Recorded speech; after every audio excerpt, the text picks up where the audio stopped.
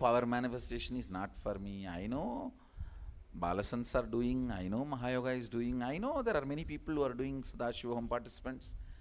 I want you to know 87% of Sadashivoham participants have written in their own handwriting in the feedback form. They are able to manifest comfortably at least one power of Sadashiva. It's not a joke. Listen carefully.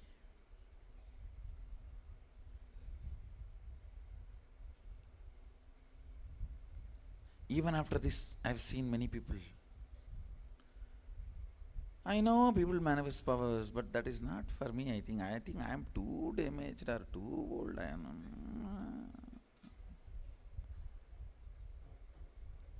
And one fortunate thing is, you are free to have these beliefs. It is not necessary you need to convince yourself. Fortunately, your beliefs are too shallow.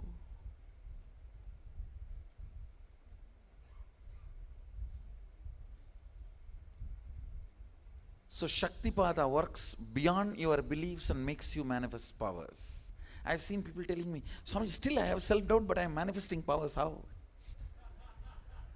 That is why I am saying Shaktipada works deeper layers. It works in your bone marrow, not in your skin. Your belief is only your skin deep. My Shaktipada works in your bone marrow.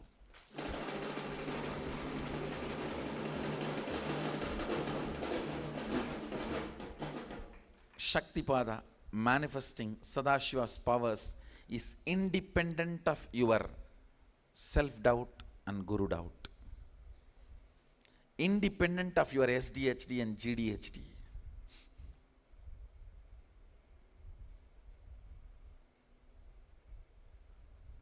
All I need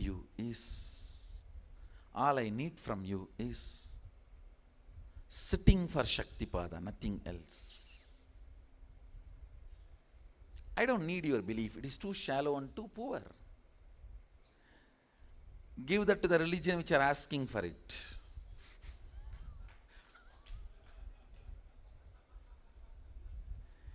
Give your faith, your belief, to the religions which is asking for it. I don't ask for that. It's too shallow, too poor.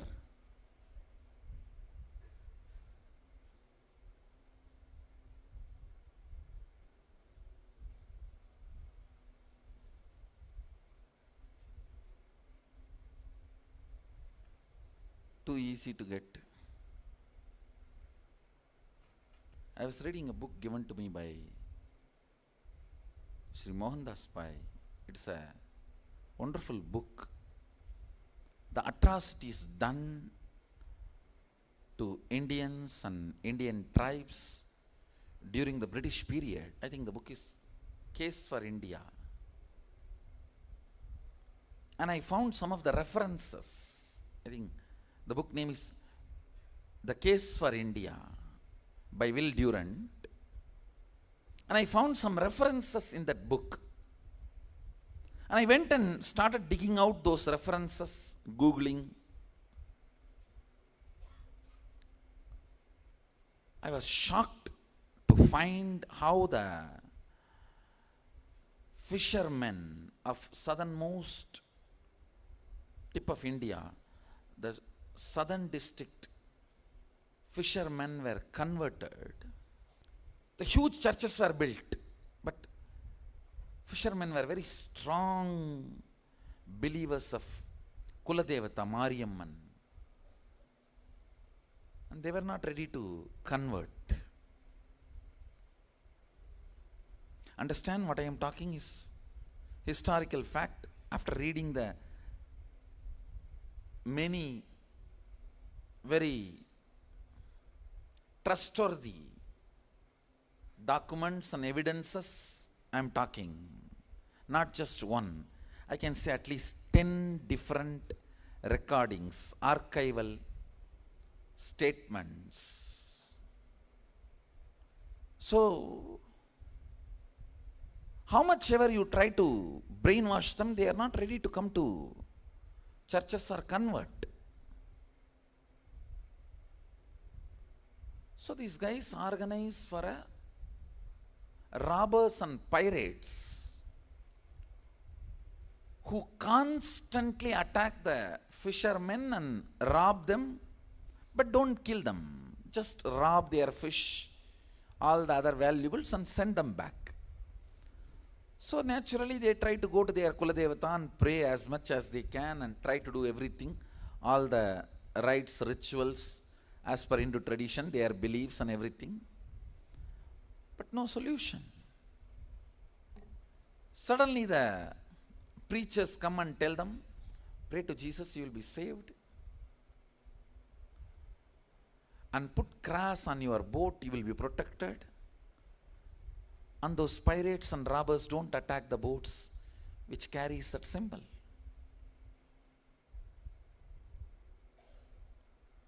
I was shocked how the belief was bought. I was shocked how the belief was bought.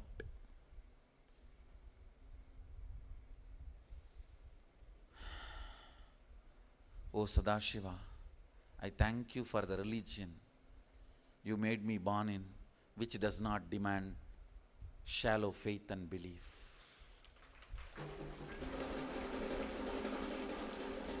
O Arunagiri Yogishwara, I thank you. I was not born in a religion which demands shallow faith and belief. Otherwise, I would have also gone through the same.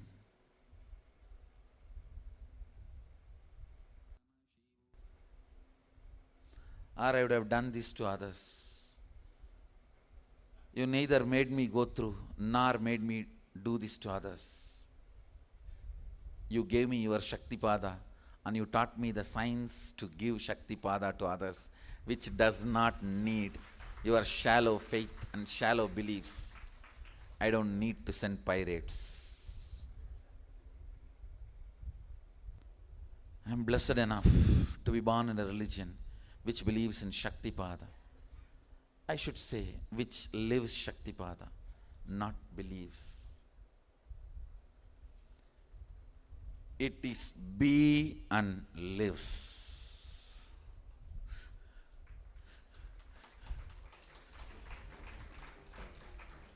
Not believes.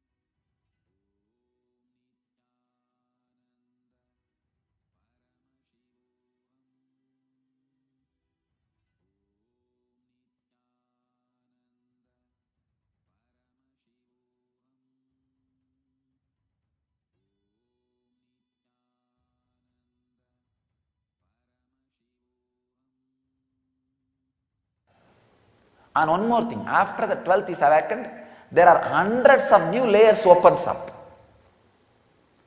That is what, the new layers when it opens up, that is what is Purnavatara. Means that so many different truths and revelations constantly being revealed to the world. Constantly being shared to the world.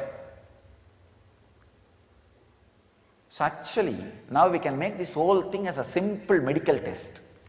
We can see how many strands of your DNA is awakened and give you the report. Are you going through depression? See, third is awakened, fourth is getting awakened. Don't eat my head. Go. I am not interested anymore in sitting and consoling you. And I am not interested anymore in sitting and talking to you. And even after I talk, you think I am consoling you. I am not interested in consoling you. I have the medical report, get out. Go and do the next job. We'll make it very clear. Because it's all science, simply provable. Simply provable. I think first we will prove, working on my DNA, that 12 strands are vacant. When that is clearly proved, then this whole science is proved. And I will clearly reveal, when you cross the lust, the third strand is vacant. When you cross the fear, the fourth strand is vacant. When you cross the unknown feeling, whether fear or lust, you don't even know, the fifth strand is vacant.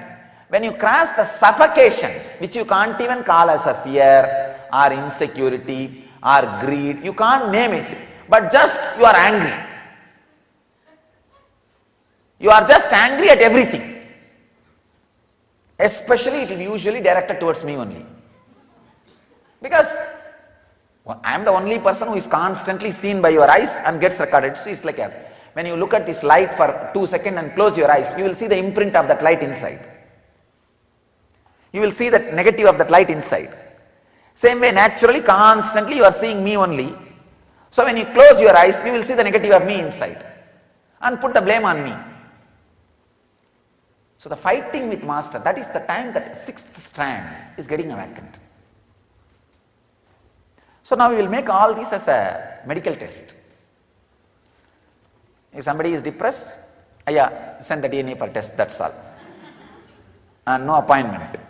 Till the DNA report comes, no appointment. And if the DNA report comes, I don't even need to talk. Now you know, go, do next. That's all. I tell you, surely within 1 or 2 years we will make this whole thing as science. Then the mass production of enlightenment can happen. It doesn't need to be like a one by one, piece by piece.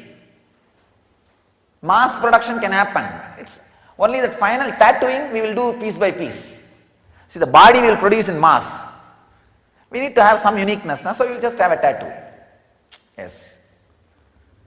The tattooing we will do in a unique way. But the production can become mass. That is what I am saying. Huge number of indigo kids are landing on the planet Earth. That's one thing. Second thing, systematically the mass production of an enlightenment science is landing on the planet Earth. I am the Vastu engineer and new builder. The Vastu engineering means that altering the existing building is the science I am talking. This awakening the different strands of DNAs. And I am very clear, I am very confident, I am very sure, simply we can prove all these things. Simply we can prove, because no way these guys can have the insights I am having. It is simply their scientific explanation. So I know for scientific explanation simply matches with my insight. And we will just create a system of mass production of enlightenment. Mass production of enlightenment. And I think this is the way we are going to really help the 2012 happening.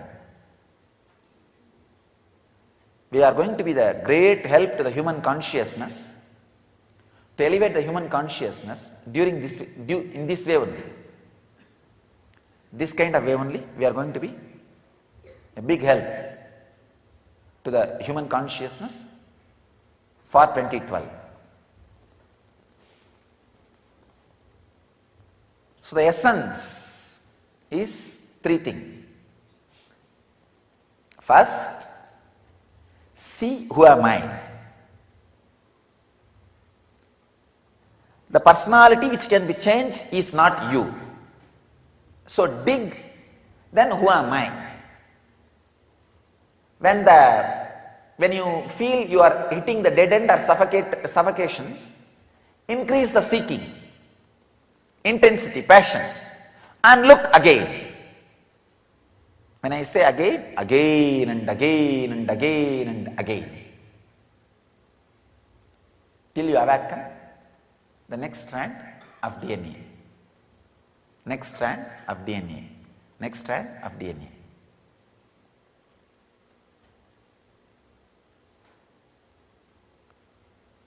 I bless you all.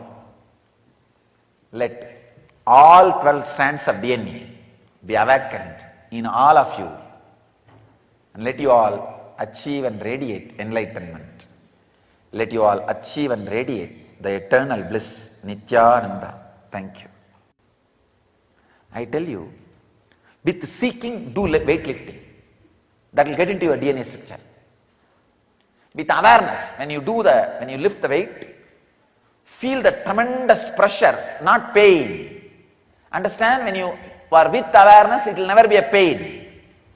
It can only be called as pressure on your muscles and system. With that heavy pressure, but decide, no. I feel by this lifting, I'll change my DNA structure because Swamiji has told, I am going to do that.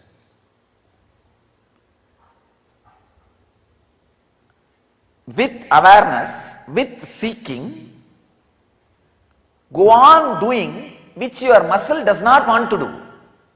This is one point I am telling you. I am giving you the tips on how these ideas can become your experience step by step.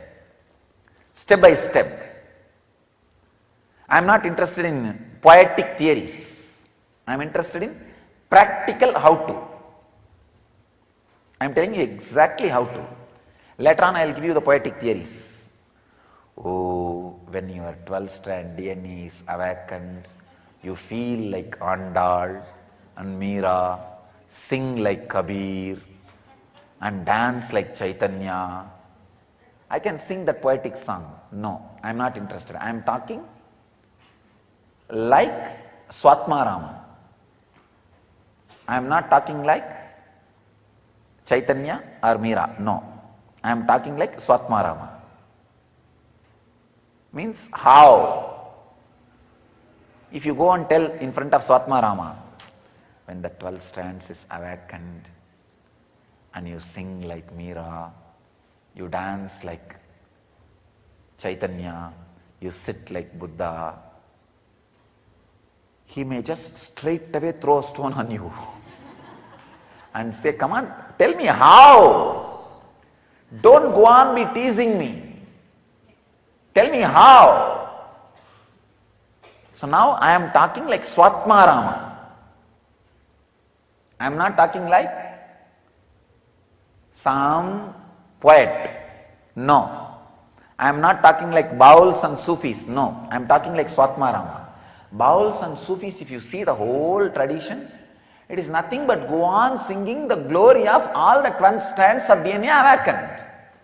Okay, who says no? I understand.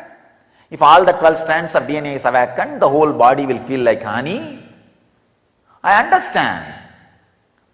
Tandadu yendanai, kondadu undanai, sadurar yargolo, arunachala. I understand. I gave me, but I got you. Means I gave up the body with 2 strands of DNA awakened and I got the body with 12 strands of DNA awakened. And who is intelligent? I am the intelligent. Okay, all these things. But how? So come on to the how. The how is first step. See, who am I? The lump of the identity and lump of the identity which negates the identity. These two are you as on now. Please understand. If I use the example of this apple, this part which you are seeing is what you are showing to the world. This part which you are not able to see is the part which has ability to change this part. You understand? When this part has some suffering, or when this part is not trustworthy, this part takes over and changes this part. You understand? So see, which is the part which has the ability to change this part. So you will see this part, the unknown part of you, has the ability to reason with this part and alter, transform, change within 21 minutes. That is why you are able to get out of depression or get into depression. The possibility for getting in or getting out exists. Because there is some part of you which has the ability to change what you think as you. You understand? So now, if that can be changed, how can that be you? No, it cannot be. Is it not? Then dig, who is that me? Who is that me? Whenever you are thrown out, again without repenting, dig. With intense seeking. No. I am clear. I am going to awaken the extra higher strands of DNA. If you feel, no, that is not that inspiring. Who knows what is 12 strands, DNA and all that. Then at least see, here is a person whose all strands of DNA is awakened. What game he is playing, what life he is living, how he is. Then take this as an inspiration and push yourself. That's all. I tell you, intense seeking simply awakens at least 4 to 5 strands of DNA. Nothing else. Nothing else. You don't need any sadhana.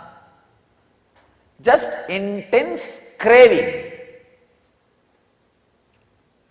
See, the intense craving suddenly makes this apple grow into 3-4. It's like that seed becoming a simply 4-5 apples. Like one stem cell becoming 2-3. Same way, it just becomes many. So slowly, the identity which you are showing becomes a superal part of you. It is no more half of you, it is half of you. Not half of you, it is half of you. Understand? It is not that I do not have identity which I am showing to you all. It is not half of me, it is half of me. The identity which you are showing to the world, if it is half of you, you are man. If it is half of you, you are God. It's not that that will not be there in you, but it will be half of you. So activating this more strands of DNA, the moment I said seeking, you think, I know it, Swamiji finally will bring it on end here only. No, you do not know seeking. That is why you are feeling bored. If you know seeking, there will not be boring. There will not be boring. There will not be boredom. Seeking means exploring new. Even the hen or chicken which is poking at the garbage will not get bored. If it has an inspiration, it will find some worms as a food. Only if that guy is very sure he is not going to find anything, he will be bored. So you can't be very sure you will not find anything, because there is a person sitting in front of you who found something. And naturally, how much ever you deny, you are not able to deny that subject. You can deny everything. You can deny there is no DNA on the planet Earth. You can deny there is no seeking on the planet Earth. You can deny there is no enlightenment on the planet Earth. You can deny there is nothing of this, who am I, all these things on the planet Earth. You can deny everything. But you can't deny one fact, there is somebody who is little more than what I am. So at least hold on to that and go on poking. There will not be boredom. There will not be boredom. Biggest job, I can say biggest job on the world, on the planet Earth, is keeping the seeking alive. Your eyes has 100% capacity to see inward also the same way it can see outward. I'll work on the indigo kids. You don't need any diagnostic machines on the. You need only the ability to see in, to diagnose anything in your body. Nothing else is required. Just you should be able to see in, that's all. If you are able to see in of you, you can see any body in. That is the way Sushruta, Charaka, all of them diagnosed. Otherwise, how do you think? Our guys are able to do all kinds of medical things. It's possible.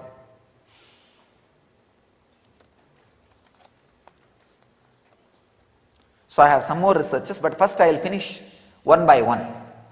So I have brought some 3-4 important truths today. I'll first talk one after another. First thing, children born throughout the history of humanity to raise the frequency of the planet that have more than 2 strands of active DNA. They are called indigo children. Fortunately, after the 60s and 70s, the 60 rebels and 70 hippies, most of them were indigo children. Please understand. The 60 rebels, 70 hippies. The 60s there is a huge rebel movement started. The 70s there is a huge hippie movement started. Many of them were indigo children. Unfortunately, the society is so cunning, so frozen, unable to accommodate them, labeled them as negative and push them aside. And they are made to negative, nothing else. And recently, after 90s, enormous amount, please understand, the guys who are working on this line, they are saying something like a 40 times more kids than the 60s and 70s are taking birth whose DNA is more than 2 strands active. Please understand. Huge number of kids whose DNAs are active more than 2 strands. Means the multi-dimensional kids are taking birth. Please understand.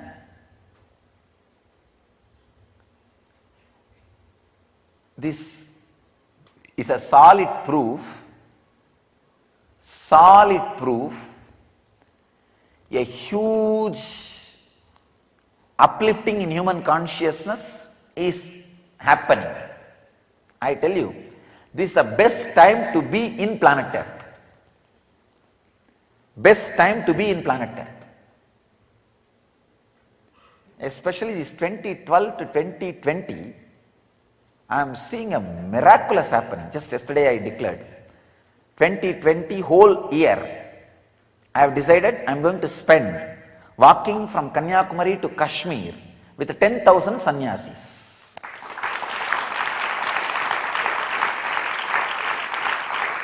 Let it be on record. See, 2012, levitation for 10,000 people at a time. And 2020, 10,000 walking from Kanyakumari to Kashmir. Between these two happening, I know what all is going to happen. Human consciousness is going into a big shift of the higher consciousness. The 2012 is really going to be a happening year. Great positive happening year. So the amazing number of kids, indigo kids happening on the planet Earth. And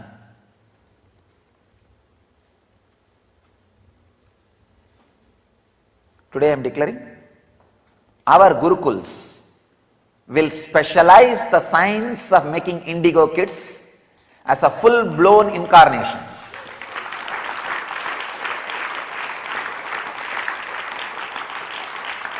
So we will take up, and already we have created, now we are taking up a full-fledged infrastructure and facility specially dedicated to indigo kids. So we will work specially on indigo kids so that they will become a full-blown incarnations, full-flowered incarnations. By the time they become 21. By the time they become 21, they should be full-blown incarnation. And another one important thing, the core human DNA imprint is built on 12-strand structure, means it can radiate, it can embody 12 dimensions of conscious awareness. I think I have spoken on this 11th dimension in a very detailed way. I may not spend much time on this 11th dimension. The 12th is the ultimate Shiva consciousness which can't be described. When you experience the 12th, you are an incarnation. That's all. So, there's a second truth. I want you to know the third truth is, I think I already read out, the person with 2 strands of DNA is only with a 16 MB RAM memory. And the DNA structure is activated. Once the DNA is activated, it's like a giving internet connection. You can access anything by intent and intuition.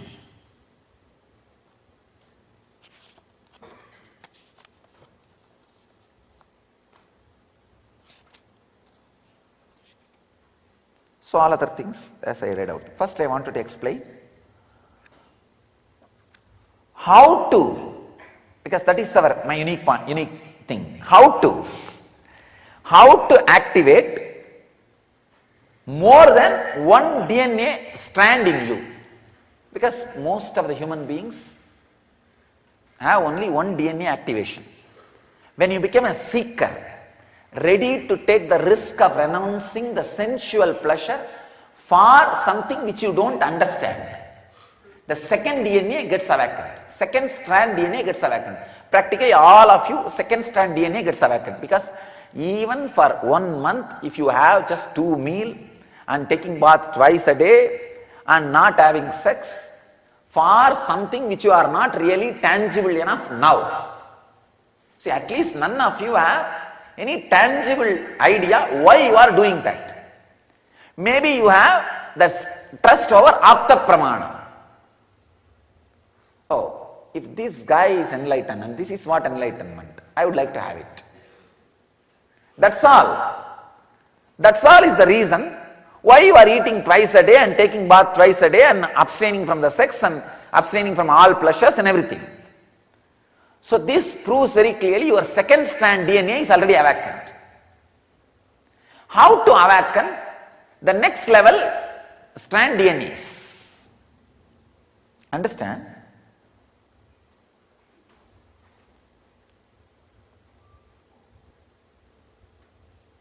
I'll give you exact that how.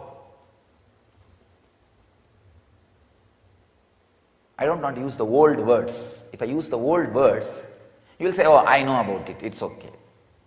I tried it, not working out, so I am not going to be, I will not be able to awaken the third strand of DNA. No, you can.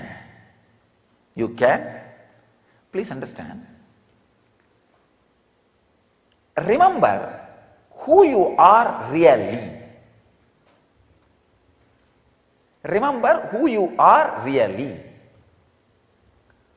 So naturally, like a lump you will feel, one part is that identity which you are showing to the world. Then one part will say, no, this is not, because this changes. I myself can convince myself to change the identity which I am projecting to the world in half an hour and can change it into another one. Is it not?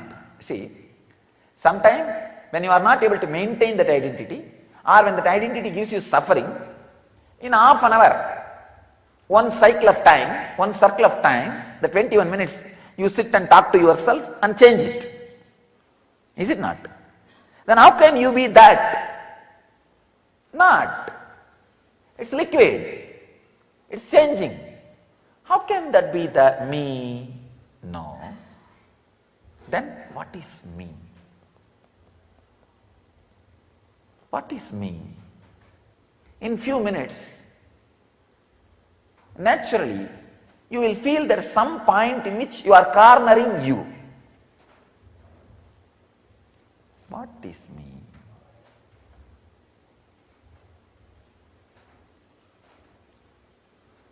A kind of a silent awareness for a few seconds.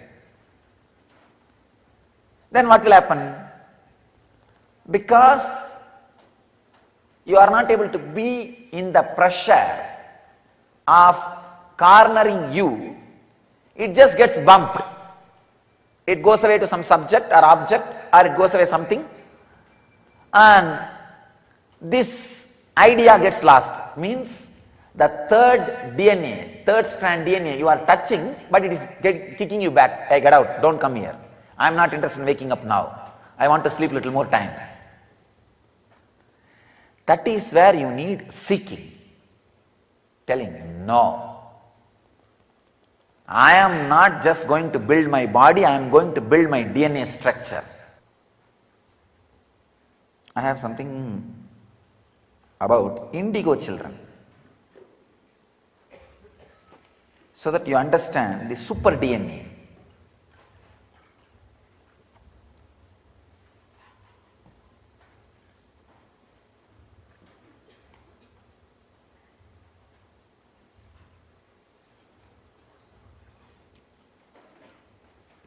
See, children born throughout the history of humanity to raise the frequency of the planet and human consciousness, having more than 2 strands of DNA, active DNA, are called indigo children, or rainbow children, crystal children. There are 3-4 names. Please understand, throughout the history, the kids are born. When they are taking birth, something extraordinary is in them.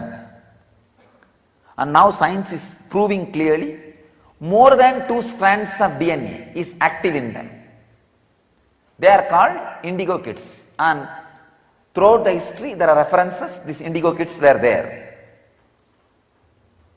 The core human DNA imprint is built on 12-strand structure, which says human form was designed to embody 12 dimensions of conscious awareness. I always used to talk about these 11 dimensions. The 12th is the Shiva state. We can have our own brand name, Nithyananda state, whatever.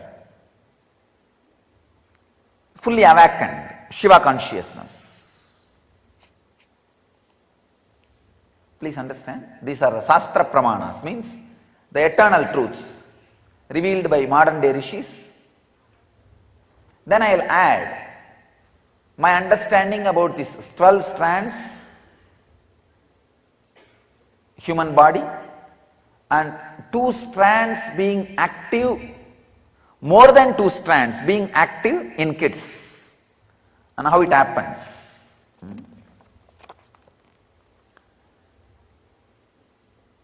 It's from a scientist and researcher, Cheryl Kakshialansa. The junk DNA or a dormant DNA activation is a tremendous gift to accelerate the spiritual awakening of collective consciousness on the planet. This is a quotation, means some research from that person. A person with 2 strands of DNA with only 1 strand active is like a computer with access to only 16 MB RAM memory. Can run only few programs.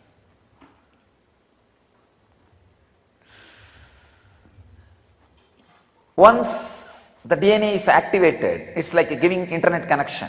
You can access anything by intent and intuition. Please understand, these are not my words.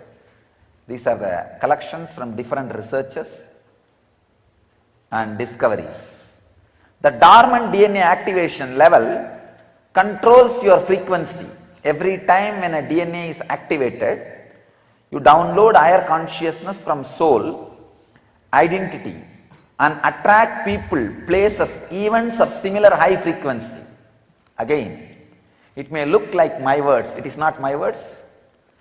What I am going to add is my words. These are exact quotations I am reading out from different scientists and people who are specialists in this field, researchers. DNA activation not only has an effect on the individual, but this change will affect the individual's ancestors, 3 to 5 generations in the past, as well as 3 to 5 generations in the future. This is one of the important revelation. In the Sannyas Upanishads, there's a very clear mention. If one person takes sannyas and elevates his consciousness, sannyas is nothing but awakening the different layers of your DNA. It says very clearly, Munned Janmatirkum Pinnedtirkum Piravikkadan Tirthan Perumagan Neethargadan Sannyasi. It's the exact translation I am giving you from the Tamil Vedantic. So that says, when somebody takes sannyas and raises his frequency, please understand, not the after 7th generation of you. Don't think only the after 7th generation, not just after 7th generation, before 7th generation, who passed away, who left the body, their frequency is raised. It's a very tricky thing. But scientists are saying, I'll comment on this, and then you will understand what they meant by this. Munned Janmatirkum Pinned Janmatirkum Piravikkadan Tirthan Neethargadan Nirtha Sannyasi. See, the exact meaning of this word is that as long as you are a grihastha, you are a married person, you are bound to do shraddha for the elders. So you have to, every month on the Amavasya day, you are supposed to offer the Pitru Darpana. Every year, the Tithi on which he passed away, they left the body, you are supposed to give all the traditional offerings. So the biggest argument is, if you become sannyasi, you cannot do this Nitharkadan. Means you are debt to the ancestor who left the body.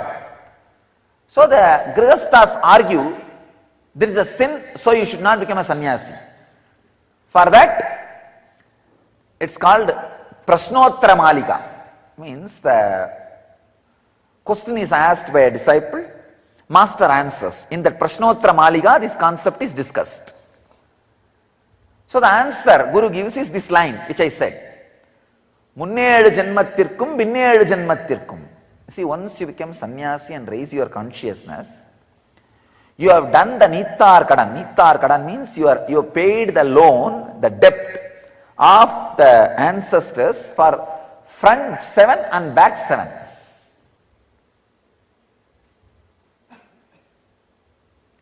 I always used to think, a backside 7 we can understand, because now we are elevating the consciousness, so naturally it is affecting the planet Earth and collective consciousness and all the people, next generation. Naturally, all the people from the family I am born and brought up, all of the family, whether my brothers or my cousin sisters and all of them, the whole family is naturally now thoroughly impacted by me. So naturally all their consciousness will carry the idea of me. I hear many times some of my uncles' kids and all, they say that I will go away with Swamiji, I will be with Swamiji, and they dress like me, or they talk like me, they try to do puja like me, or they try to behave like me. Even my own sister's, cousin sister's son, 2-3 kids, they try to ask, when can I become Swami like you? So they are thoroughly impressed. This we can understand logically. But how can the past 7 generation?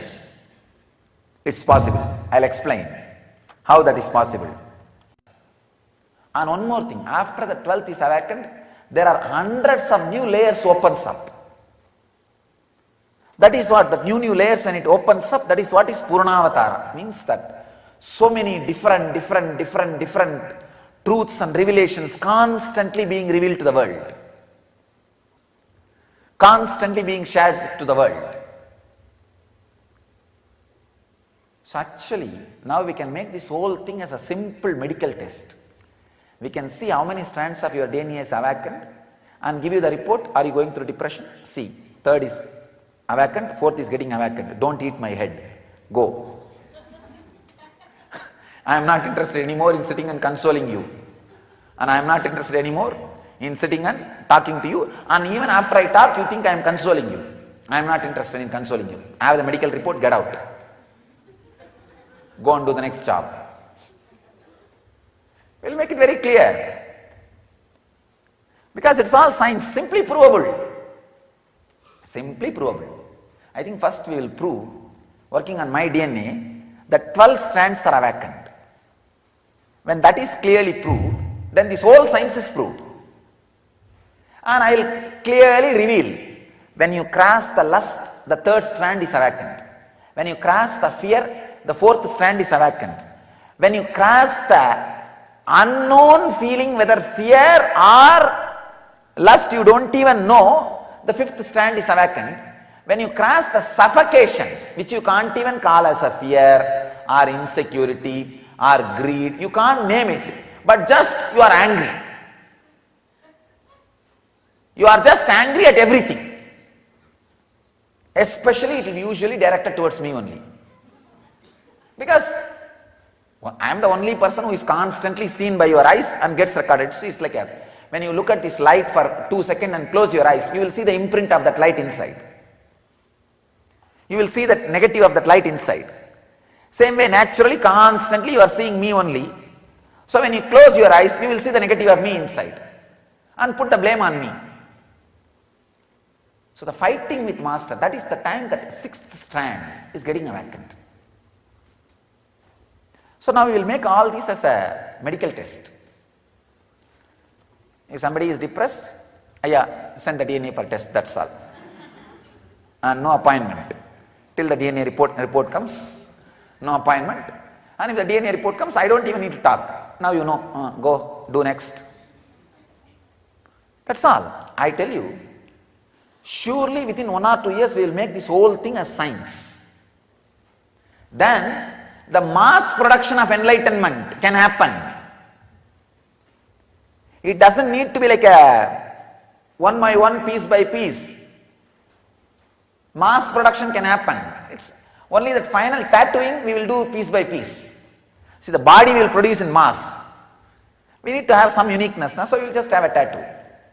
Yes. The tattooing we will do in a unique way.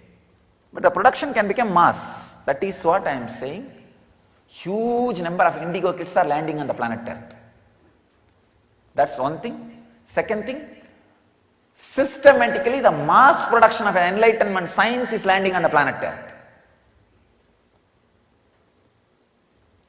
I am the Vastu engineer and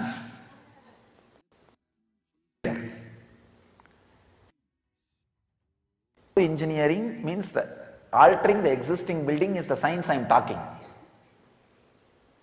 This awakening the different strands of DNAs. And I am very clear, I am very confident, I am very sure, simply we can prove all these things. Simply we can prove, because no way these guys can have the insights I am having.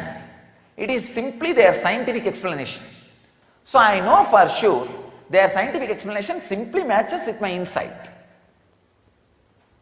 And we will just create a system of mass production of enlightenment. Mass production of enlightenment.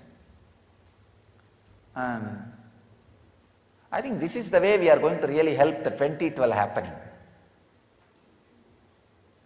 We are going to be the great help to the human consciousness, to elevate the human consciousness during this, in this way only. This kind of way only, we are going to be a big help to the human consciousness for 2012. So the essence is 3 things. First, see who am I. The personality which can be changed is not you. So dig, then who am I? When you feel you are hitting the dead end or suffocation, increase the seeking, intensity, passion, and look again. When I say again, again and again and again and again, till you awaken the next strand of DNA, next strand of DNA, next strand of DNA.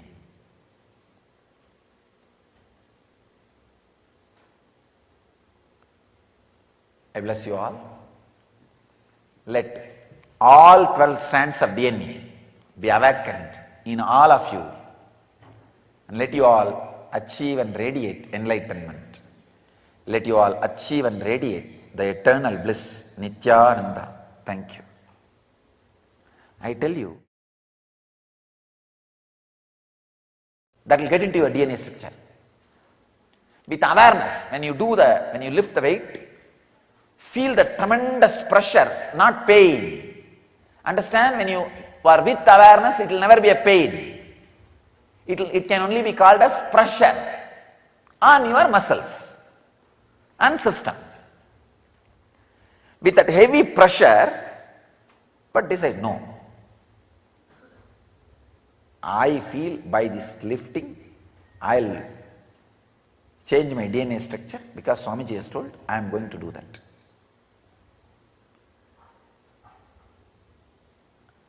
With awareness, with seeking, go on doing which your muscle does not want to do. This is one point I am telling you. I am giving you the tips on how these ideas can become your experience step by step. Step by step. I am not interested in poetic theories. I am interested in practical how to. I am telling you exactly how to. Later on I will give you the poetic theories. Oh, when your 12-strand DNA is awakened, you feel like Andal and Meera, sing like Kabir and dance like Chaitanya. I can sing that poetic song. No, I am not interested. I am talking like Swatmarama. I am not talking like Chaitanya or Meera. No, I am talking like Swatmarama. Means how? If you go and tell in front of Swatmarama, when the 12 strands is awakened and you sing like Meera, you dance like Chaitanya, you sit like Buddha, he may just straight away throw a stone on you and say, come on, tell me how. Don't go on be teasing me. Tell me how. So now I am talking like Swatmarama. I am not talking like some poet. No. I am not talking like Bauls and Sufis. No. I am talking like Swatmarama.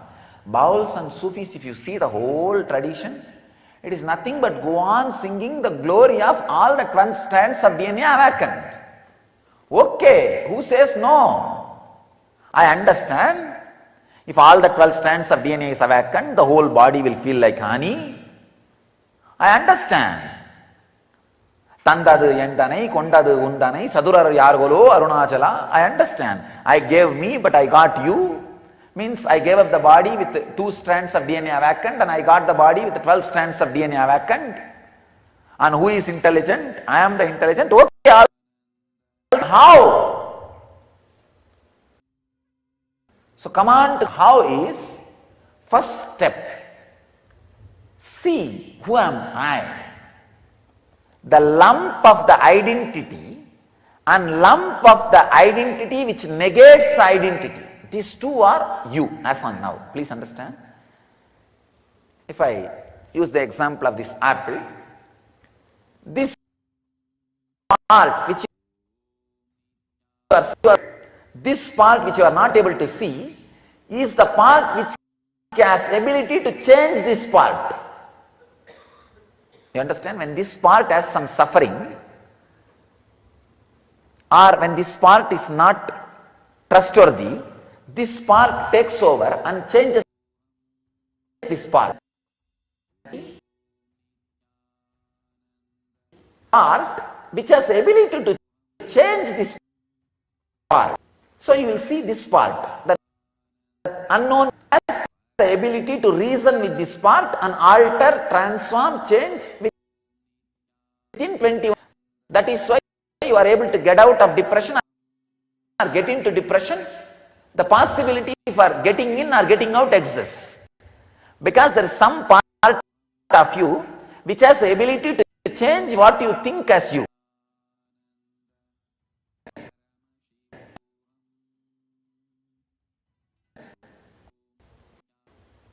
So now,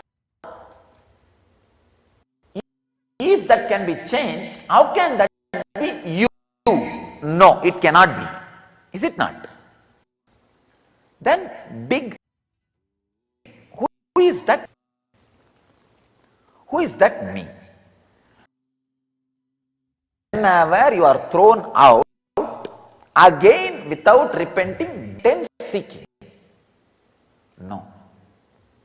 I am clear, the extra higher strands of DNA.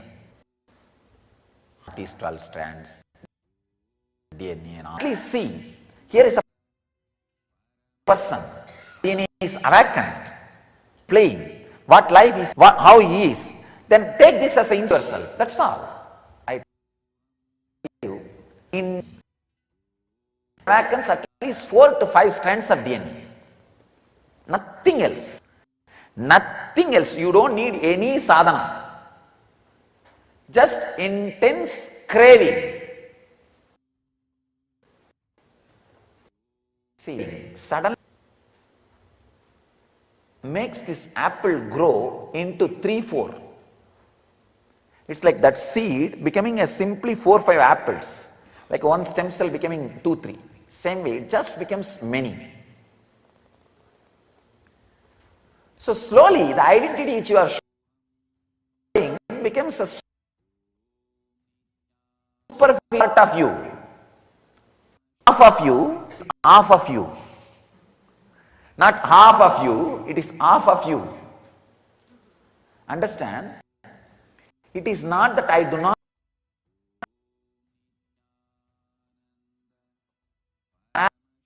have identity which I am showing to you all. It is not half of me, it is half of me.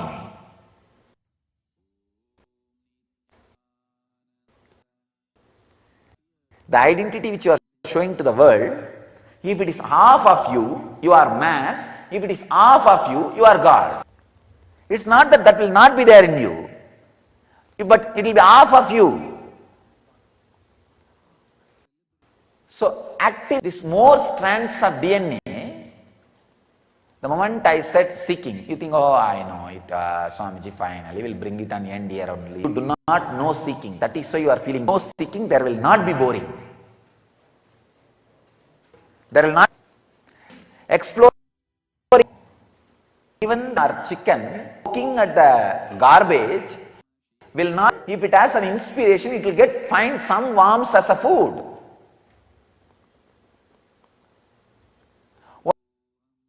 Only if that guy is not going to find anything. So very sure you will not find anything, because there is a person sitting in front of you who found something. And naturally, how much ever you deny, you are not able to deny that subject.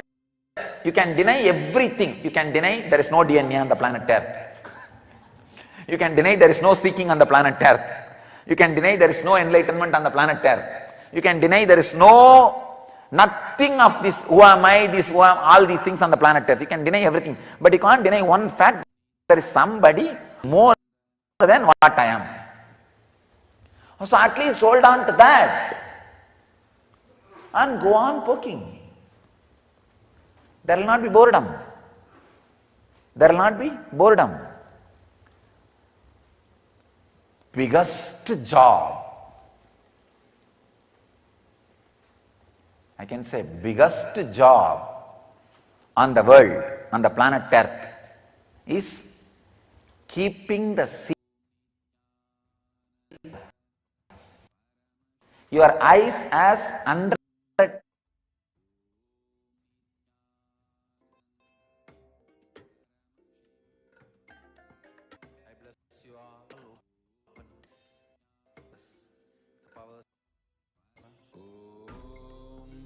Nithyananda Paramashivoham.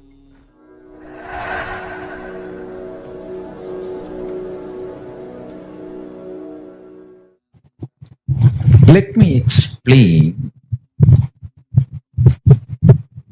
the multiple reasons for why avatars happen.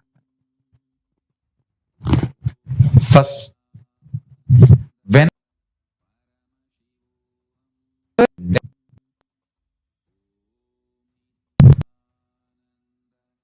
for the Srishti, whenever there is a teacher, if it's whenever needs to be pushed to the next level, whether DNA need to have a quantum jump in its natural selection process or conscious breakthrough need to happen. For example, the natural selection evolves as tortoise, tortoise evolves, pig, pig evolves as man, animal, Narasimha. Then you need superconscious intervention to push natural selection process of DNA quantum jump. So, from man, animal, if the jump has to happen to man, human being, not just DNA need to evolve through its natural selection process.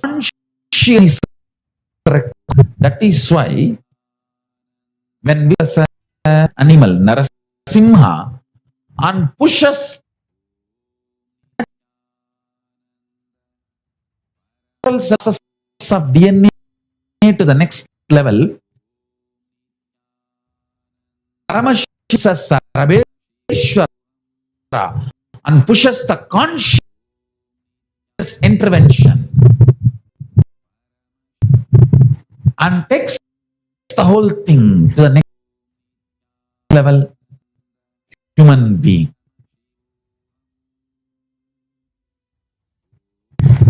Every time when Vishnu comes as incarnation to give a natural selection breakthrough of a DNA, Vishnu comes and gives a breakthrough DNA process. Paramashiva comes breakthrough in superconscious level.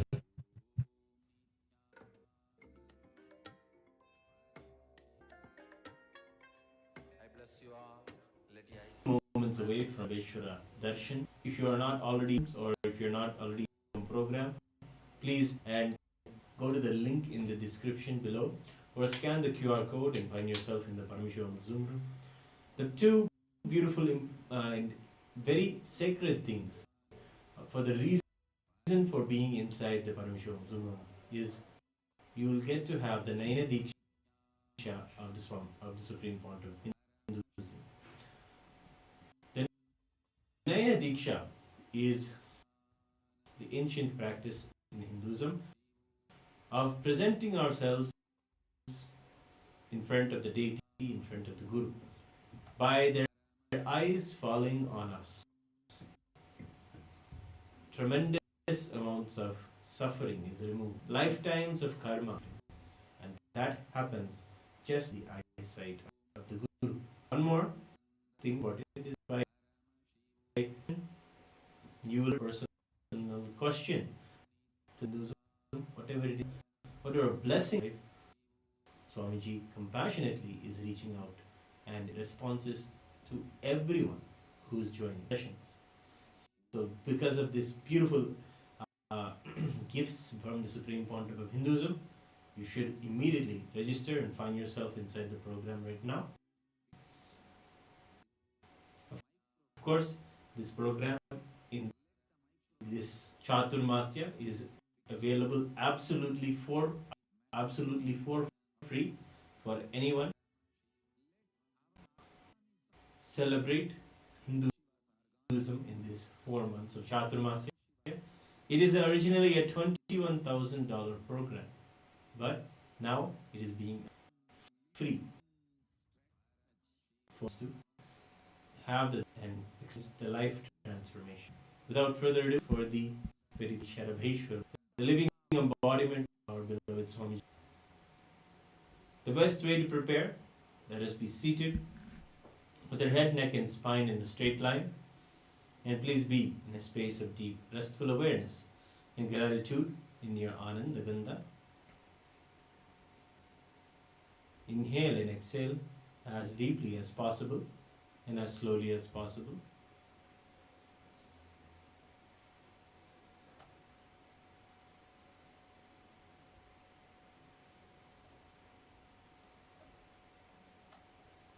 Visualize Paramashiva with the 25 heads, 750 arms. Take a deep breath. Exhale and chant the Mahavakya. Om Nithyananda Paramashivoham. Om Nithyananda Paramashivoham. Om Nithyananda Paramashivoham. Paramashivoham. Om Nithyananda Paramashivoham. Om Nithyananda Paramashivoham. Om Nithyananda Paramashivoham. Om Nithyananda Paramashivoham. Om Nithyananda Paramashivoham. Om Nithyananda Paramashivoham. Om Nithyananda Paramashivoham. Om Nithyananda Paramashivoham. Om Nithyananda Paramashivoham. Om Nithyananda Paramashivoham. Om Nithyananda Paramashivoham. Om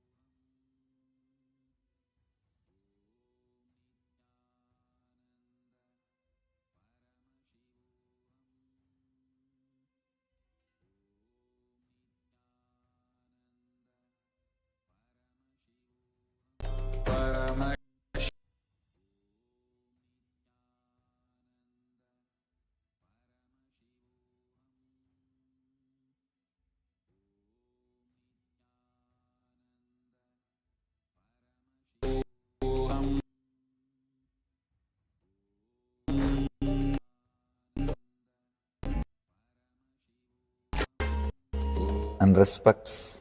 Before entering into the sutras, I want all of you to just sit for a few seconds. Sit straight and just prepare yourself.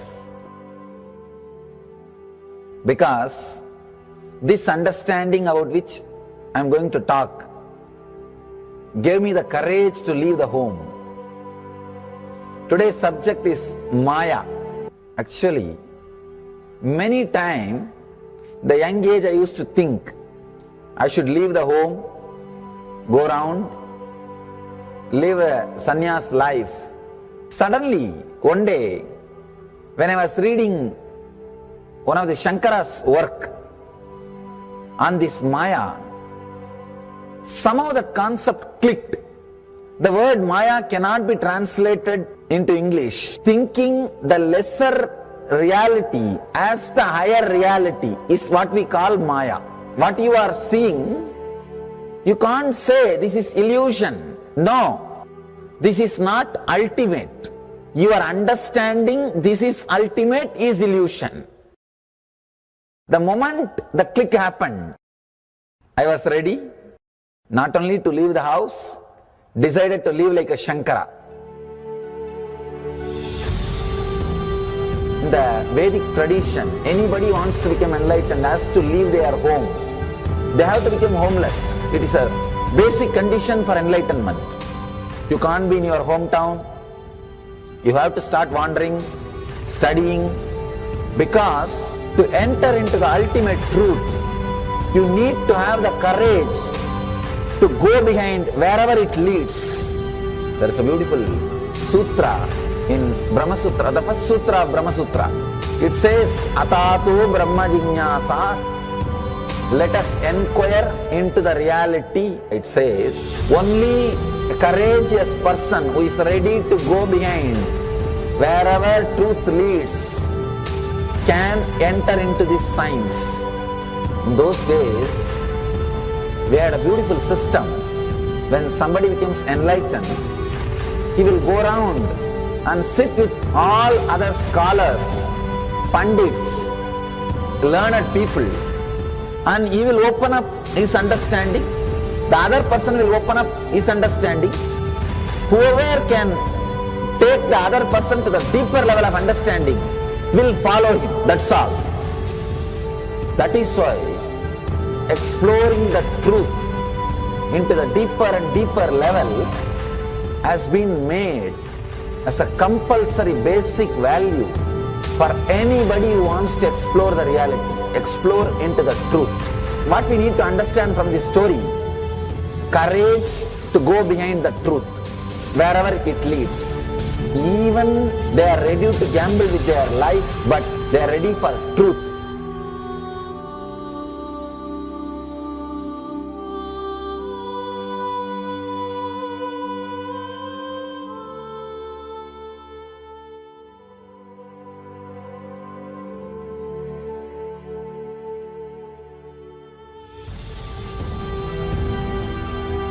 If you accept or start working on the reality, whatever you see can be Maya. It feels as if the ground on which you are standing is opening or giving way, is taken away. It needs courage. It may suddenly open a new door to you. You must be able to go into the door, only then you can see the next door.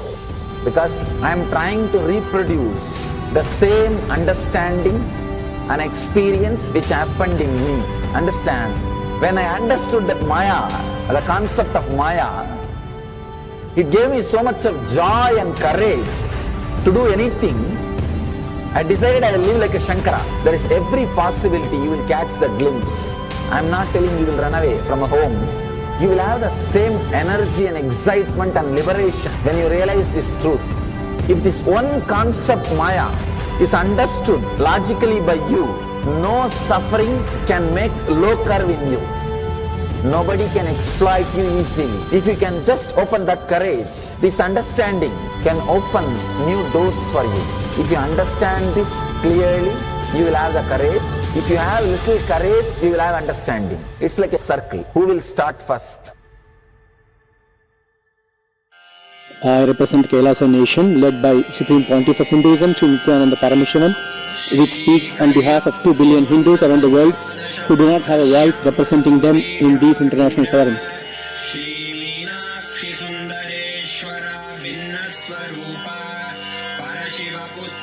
Alright, I'll start from my side first. I'll give the understanding. Let you add courage to it. Let's enter into the sutra. Illusions deceive, colors circumscribe, even divisibles are indivisible. Look, become Shiva.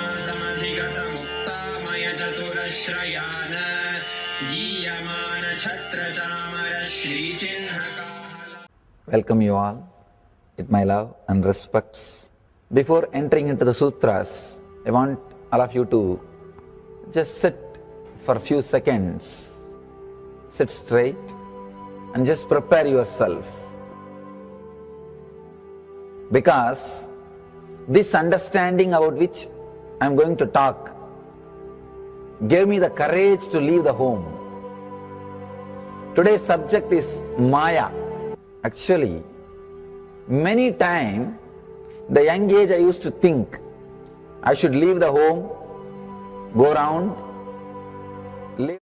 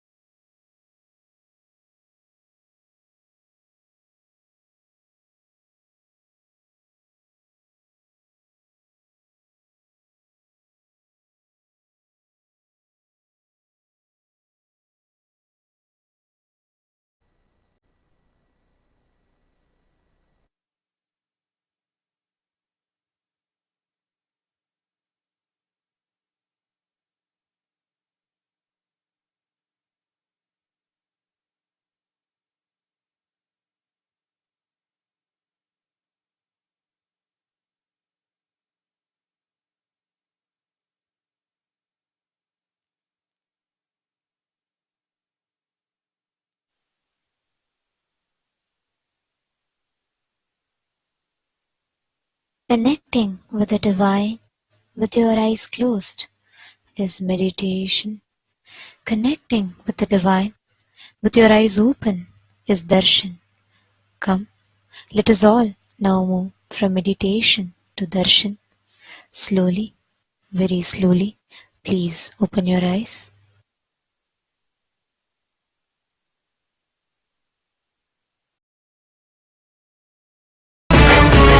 नित्यने नित्यने नित्यानंदने नित्यने नित्यने नित्यानंदने नित्यने नित्यने नित्यानंदने नित्यने नित्यने नित्यानंदने ಈ ಧರೆಯನ್ನು ಸಲಹಲು ನೀ ಬಂದಿಹನೆ ಜೀವನ್ ಮುಕ್ತಿಯ ನೀ ಕೊಡುವವನೇ ಈ ಧರೆಯನ್ನು ಸಲಹಲು ನೀ ಬಂದಿಹನೆ ಜೀವನ್ ಮುಕ್ತಿಯ ನೀ ಕೊಡುವವನೇ ನಿತ್ಯನೇ ನಿತ್ಯನೇ ನಿತ್ಯಾನಂದನೇ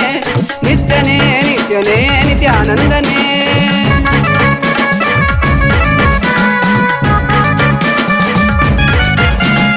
ಅರಿಯದ ಮನಸ್ಸಿನ ದ್ವಂದ್ವವ ತೊಲಗಿಸಿ, ಅರಿಯದ ಮನಸ್ಸಿನ ದ್ವಂದ್ವವ ತೊಲಗಿಸಿ, ದಿವ್ಯ ಜ್ಞಾನವ ನೀ ತಂದೆ, ದಿವ್ಯ ಜ್ಞಾನವ ನೀ ತಂದೆ. ನಿತ್ಯನೇ ನಿತ್ಯನೇ ನಿತ್ಯಾನಂದನೇ, ನಿತ್ಯನೇ ನಿತ್ಯನೇ ನಿತ್ಯಾನಂದನೇ, ನಿತ್ಯನೇ ನಿತ್ಯನೇ ನಿತ್ಯಾನಂದನೇ, ನಿತ್ಯನೇ ನಿತ್ಯನೇ ನಿತ್ಯಾನಂದನೇ.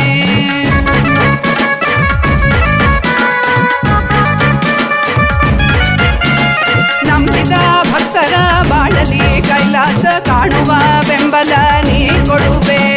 ನಂಬಿದ ಭಕ್ತರ ಬಾಳಲಿ ಕೈಲಾಸ ಕಾಣುವ ಬೆಂಬಲ ನೀ ಕೊಡುವೆ. ನಿತ್ಯನೇ ನಿತ್ಯನೇ ನಿತ್ಯಾನಂದನೇ, ನಿತ್ಯನೇ ನಿತ್ಯನೇ ನಿತ್ಯಾನಂದನೇ, ನಿತ್ಯನೇ ನಿತ್ಯನೇ ನಿತ್ಯಾನಂದನೇ, ನಿತ್ಯನೇ ನಿತ್ಯನೇ ನಿತ್ಯಾನಂದನೇ.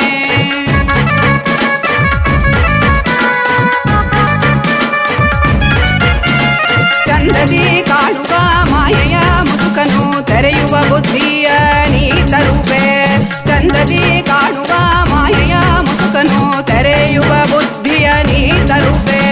ನಿತ್ಯನೇ ನಿತ್ಯನೇ ನಿತ್ಯಾನಂದನೇ, ನಿತ್ಯನೇ ನಿತ್ಯನೇ ನಿತ್ಯಾನಂದನೇ, ನಿತ್ಯನೇ ನಿತ್ಯನೇ ನಿತ್ಯಾನಂದನೇ. ಕಾಲನೇ ರುದ್ರನೇ ವೀರಭದ್ರನೇ, ಕಾಲ ಭೈರವನಾಗಿ ನಿಂತಿರುವೆ. ಕಾಲನೇ ರುದ್ರನೇ ವೀರಭದ್ರನೇ, ಕಾಲ ಭೈರವನಾಗಿ ನಿಂತಿರುವೆ.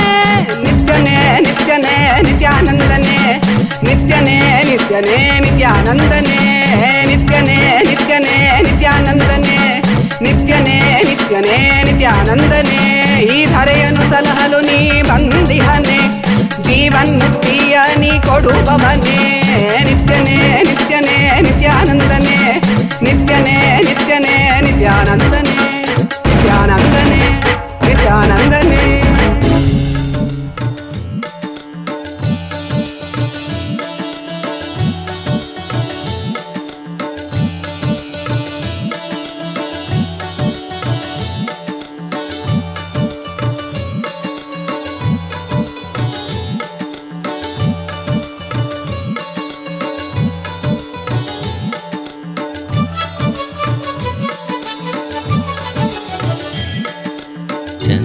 ಚಂದ್ರಕಲಾಧರ ನಿತ್ಯಾನಂದ, ಸಸಿವದನಾಂ ಶಿವ ನಿತ್ಯಾನಂದ.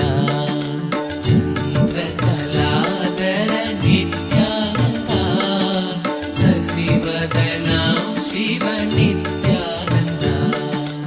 ಗೌರಿ ಶಂಕರ ನಿತ್ಯಾನಂದ, ಕನಕ ಸಬೇಸ ನಿತ್ಯಾನಂದ.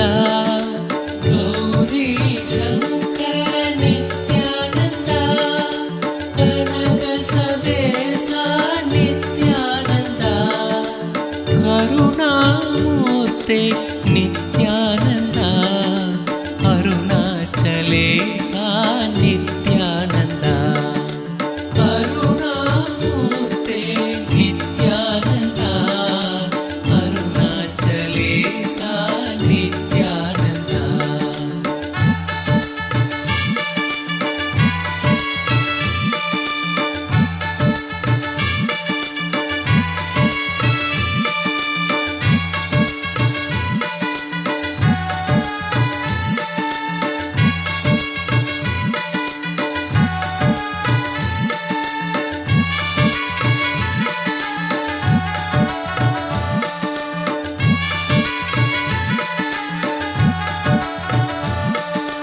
ಕೇಶವ ನರಹರಿ ನಿತ್ಯಾನಂದ, ಶ್ಯಾಮ ಗೋಪಾಲ ನಿತ್ಯಾನಂದ.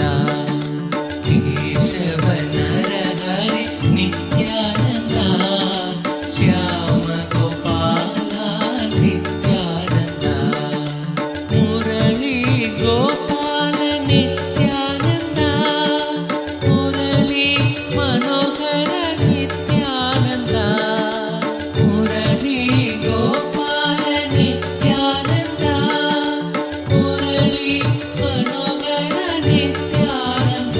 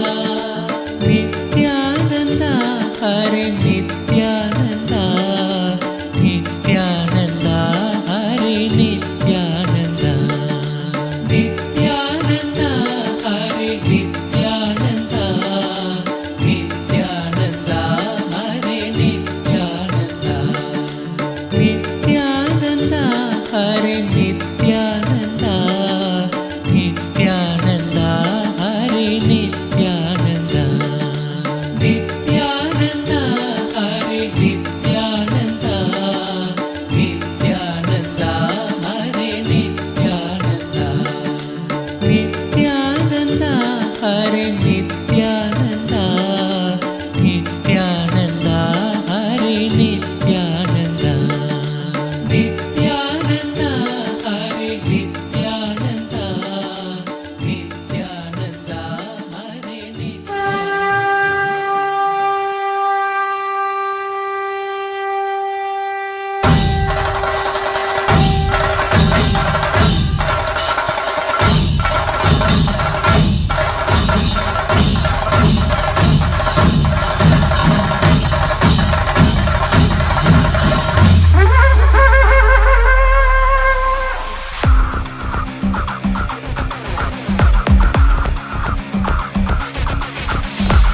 देवराजसेव्यमान पावनाङ्घ्रि पङ्कजं व्यालयज्ञसूत्रमिन्दुशेखरं कृपाकरं नारदादियोगिवृन्दवन्दितं दिगम्बरं काशिकापुरादिनाथ कालभैरवं भजे देवराजसेव्यमान पावनाङ्घ्रि पङ्कजं व्यालयज्ञसूत्रमिन्दुशेखरं कृपाकरं नारदादियोगिवृन्दवन्दितं दिगम्बरं काशिकापुरादिनाथ कालभैरवं भजे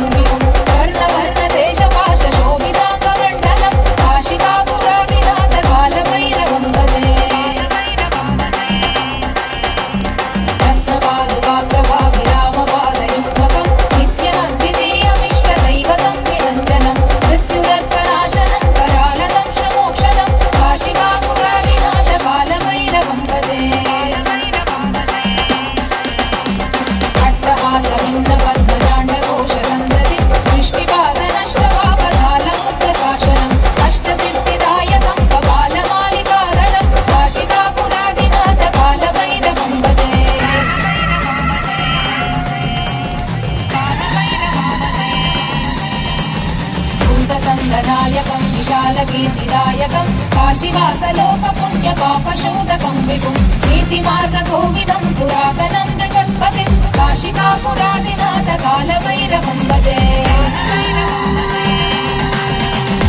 कालभैरवाष्टकं पठन्ति ये मनोहरं ज्ञानमुक्तिसाधनं विचित्रपुण्यवर्धनं शोकमोहदैन्यलोभगोपदापनाशनं हे प्रयाति कालभैरवाङ्घ्रि सन्निधिं ध्रुवम् काशिकापुरादिनाथ कालभैरवं भजे काशिकापुरादिनाथ कालभैरवं भजे काशिकापुरादिनाथ कालभैरवं भजे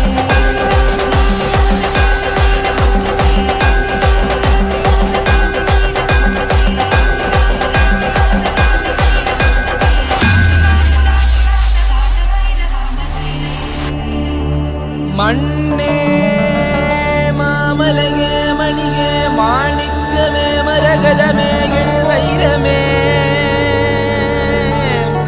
பொன்னே புகழ் சேர் பொன்மலையே சோதி வடிவான ரூபனே என் குருநாதா என் குருநாதா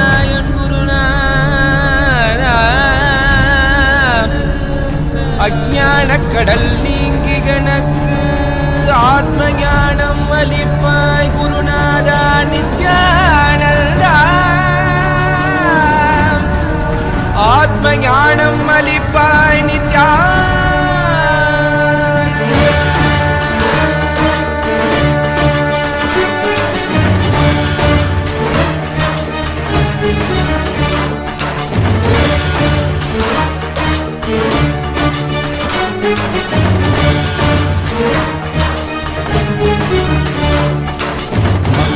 கொண்டு கங்கை முடி கொண்டு நர்த்தனம் புரியும் ஈசனே, சுடலை பொடி பூசி புடுக்கை தனையேந்தும் காலனே புடி தோலனே, வீடு பிடியால் உள்ள முறைகின்ற மதுரை மாநகரின் ராசனே, இன்னல்களை கலைந்து இன்பங்களை அளிக்கும் சுந்தர வடமணி நேசனே, ஞாயிறு திங்கள் நித்த முறைகின்ற செவ்விழி கொண்ட செல்வனே, சொக்கனே எந்த சோமனே ஐயா சோதி வடிவான ரூபனே, அடிமுடி காணா மலையே அகிலம் போற்றிடும் ஐயனே, ஆவரணனே நால்வர் போற்றிட நயமுடனாடிடும் நாதனே, ஆழகாலம் உண்டு ஆழம் காடுதனில் ஆனந்த நடமிடும் ஆதி செய்வனே, மங்கையிடம் கொண்டு கங்கை முடி கொண்டு நர்த்தனம் புரியும் ஈசனே, சுடலை பொடி பூசி உடுகை கடையேந்து காலனே புலி தோலனே, மீனின் விழிகால் உள்ள முறைகின்ற மதுரை மாநகரின் ராசனே, இன்னல்களை கலைந்து இன்பங்களை அளிக்கும் சுந்தர வடமணி நேசனே.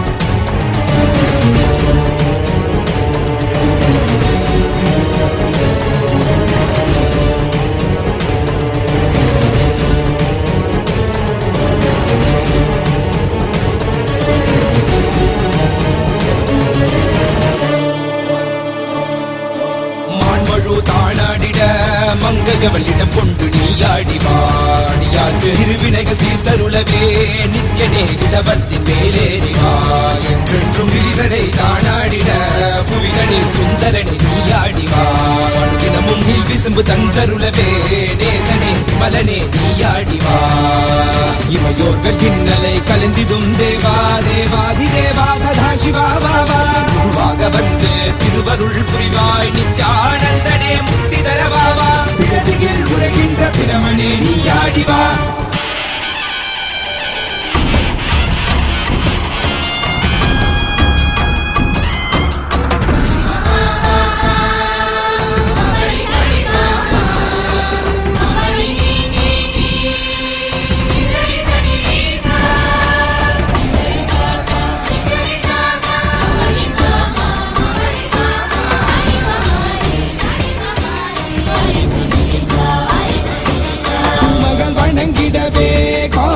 மண்ணாய் உரைபவனே அப்பாய் காட்சி தரும் எங்கள் ஆணை காவரசே ஆதிகந்தமிழாத ஜோதியாய் அருணகிரி உரைநாதனே உலகைய கிடும் வாயு வடிவே காலகத்தி ஈசனே சொல்லுதிட பிள்ளை நகர்தனி வானில் ஆடும் கூத்தனே பஞ்சபூதமும் நித்தம் பணியும் பரமனே பரமேசனே ரசித நித்ய வைபவ குப்த கைலை வாசனே ஈசனே சர்வேசனே பரமேசனே ஜெகதீசனே நித்யனே ஆனந்தனே என் ஜீவனே குருதேவனே நித்யனே ஆனந்தனே என் ஜீவனே குருதேவனே நித்யனே ஆனந்தனே என் ஜீவனே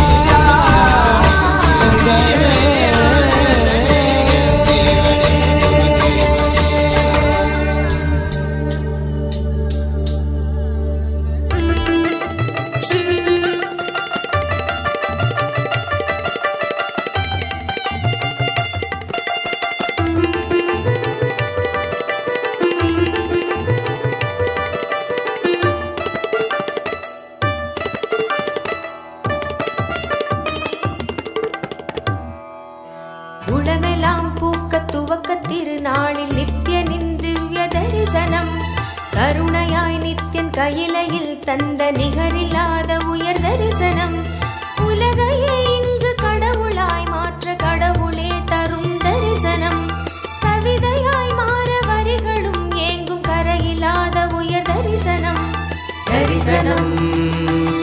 कल्पतरु दर्शनम्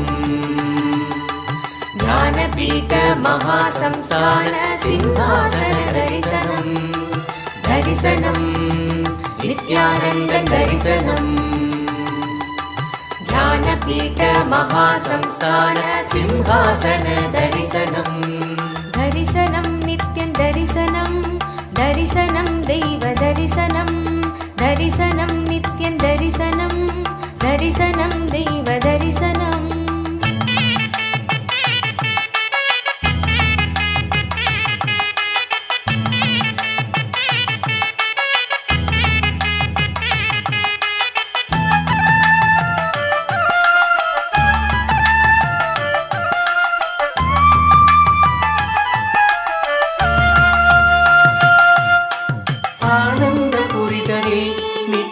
அரசாட்சி செய்யும் தரிசனம் ஞானத்தின் ரூபமாய் தெய்வத்திருக்கோலம் பூண்ட தரிசனம் ஆனந்த புரிதலில் நித்தியன் அரசாட்சி செய்யும் தரிசனம் ஞானத்தின் ரூபமாய் தெய்வத்திருக்கோலம் பூண்ட தரிசனம் அன்பு வழிதனை அண்டம் முழுதிலும் நித்தியனும் என்றும் நிலை பெற செய்யும் தரிசனம் இதுவோ பொங்கும் கடலென பக்த குழுமிட நித்தியனின் தெய்வ தரிசனம் புண்ணிய தரிசனம் அல்லவோ அருள் வாழ்வின் பொருள் இந்த தரிசனம் மறைநாதன் முதல் நாளின் தரிசனம் தரிசனம் கல்பதரு தரிசனம்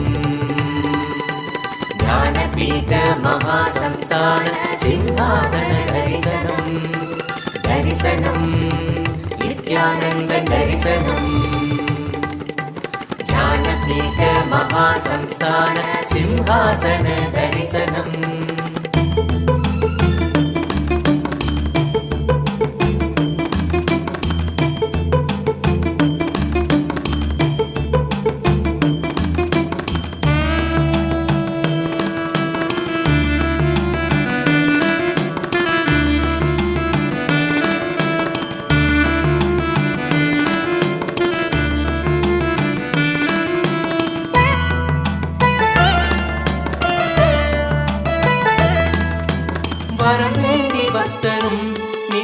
பதம் நாடக்கூடும் தரிசனம் பலம் ஓங்க பூமியில் நித்தியன் தவ கோலம் பூண்ட தரிசனம் வரம் வேண்டி பக்தரும் நித்தியனின் பதம் நாடக்கூடும் தரிசனம் பலம் ஓங்க பூமியில் நித்தியன் தவ கோலம் பூண்ட தரிசனம் மண்ணும் மகிழ்ந்திடும் விண்ணும் முறைந்திடும் ஆனந்தத்தின் எல்லை கடந்திடும் திவ்ய தரிசனம் எதுவோ பக்தர்களும் பொங்கும் எண்ணம் கடந்திட தியானம் தனி வையம் தனி சொல்ல வந்த தரிசனம் அல்லவோ அருள் வாழ்வின் பொருள் இந்த தரிசனம் மறைநாதன் முதல் நாளின் தரிசனம் தரிசனம் கல்பதரு தரிசனம் ஞானபீட மகாசம்ஸ்தான சிம்ஹாசன தரிசனம் தரிசனம் नित्यानंद दर्शनम् ज्ञानपीठ महासंस्थान सिंहासन दर्शनम् दर्शनम् कल्पतरु दर्शनम् ज्ञानपीठ महासंस्थान सिंहासन दर्शनम्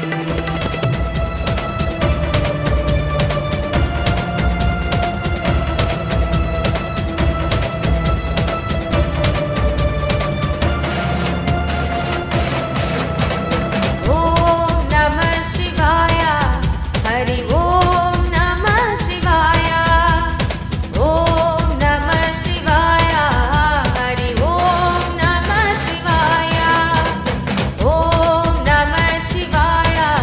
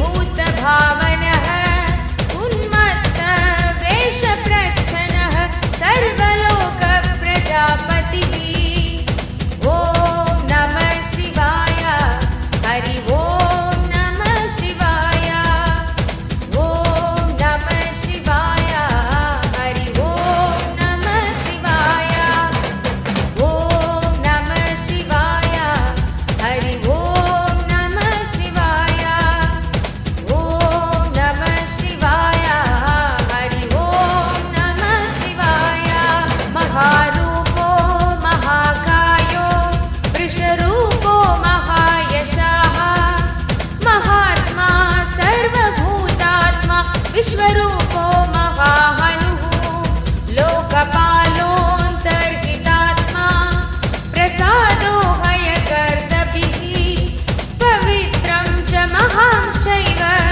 नियमो नियमाश्रितः ॐ नमः शिवाय हरि ॐ नमः शिवाय ॐ नमः शिवाय हरि ॐ नमः शिवाय ॐ नमः शिवाय हरि ॐ नमः शिवाय ॐ नमः शिवाय हरि ॐ नमः शिवाय सर्वकर्मा स्वयंभूत आदिरादिकरो निधिः सहस्राक्षो विशालाक्ष सोमो नक्षत्रसाधकः चन्द्रसूर्य शनिकेतुर्ग्रहो ग्रहपतिर्वरः अत्रिरत्रा नमस्कर्ता मृगबाणार्पणो नगः ॐ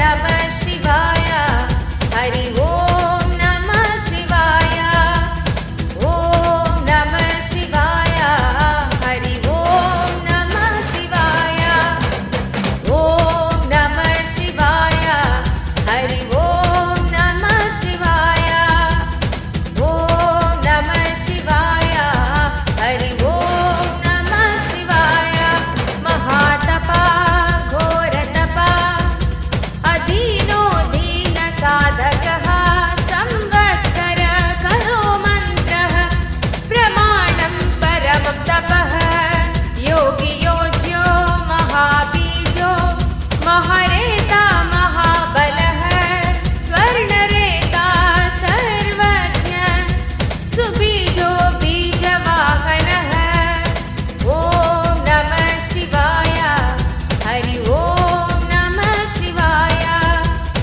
ॐ नमः शिवाय हरि ॐ नमः शिवाय ॐ नमः शिवाय हरि ॐ नमः शिवाय ॐ नमः शिवाय हरि ॐ नमः शिवाय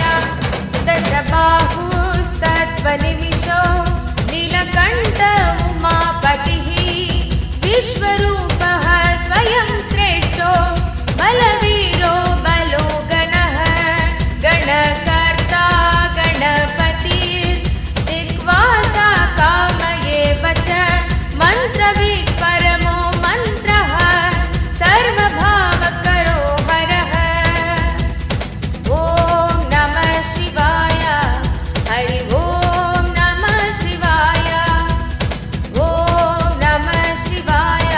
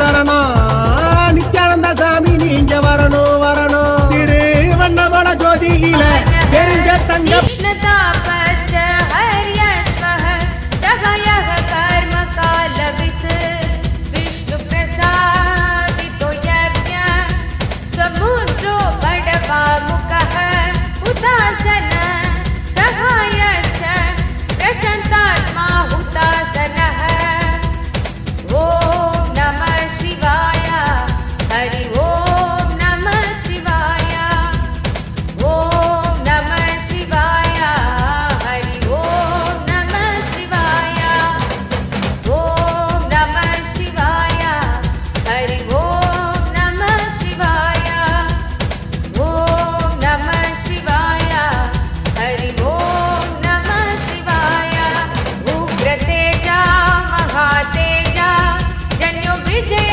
काल మత్స్య సంహారమూర్తి, విషపాహరణమూర్తి, కూర్మ సంహారమూర్తి, వరాహ సంహారమూర్తి. I bless you all with Paramadvaita. I initiate all of you into the Rasa Siddham process. Now, take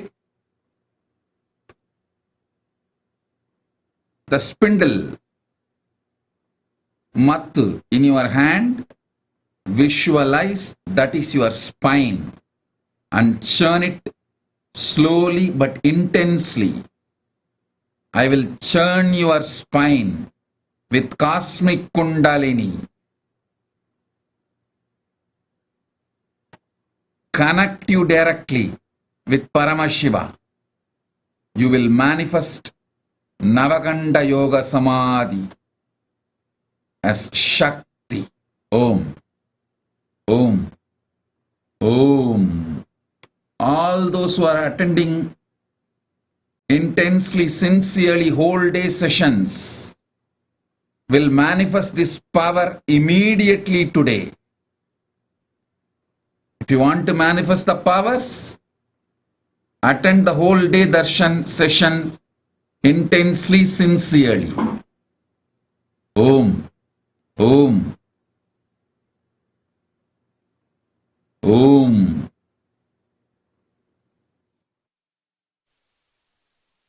எல்லாம் வரலாறு அவர் சிரிச்ச முகத்தை காண மக்க தவமா தவன் கடக்கு உங்க மலர்ந்த முகத்தை பார்த்து மக்க மனசு நிறைஞ்சு போச்சு அப்பனுக்கு அப்பனப்பா அகிலமாண்ட சித்தனப்பா அன்னையும் தந்தையும் இல்லா பிள்ளைக்கு ஆதரவாய் நின்னரப்பா ஹரஹரமாக சரணோ जनः वन्दनस्क सुरेन्द्राणां युधिशत्रुविनाशनः ॐ नमः शिवाय हरि ॐ नमः शिवाय ॐ नमः शिवाय हरि ॐ नमः शिवाय ॐ नमः शिवाय हरि ॐ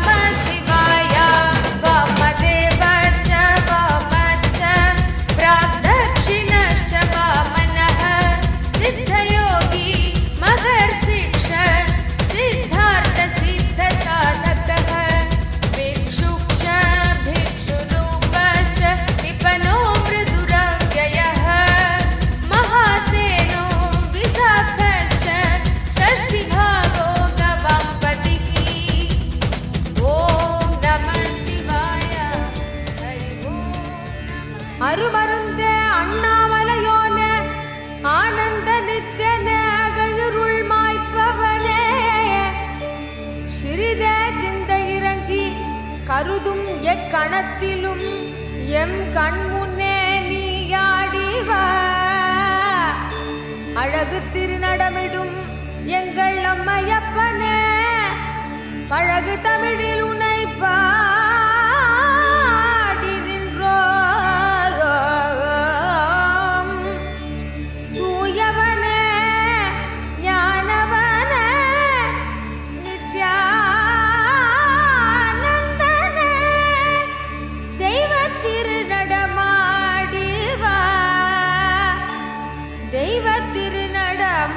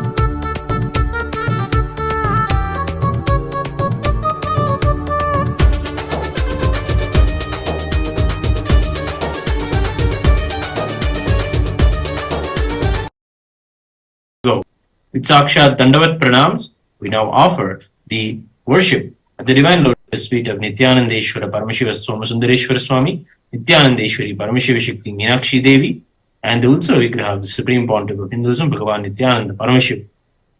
We will now offer our devotion and gratitude.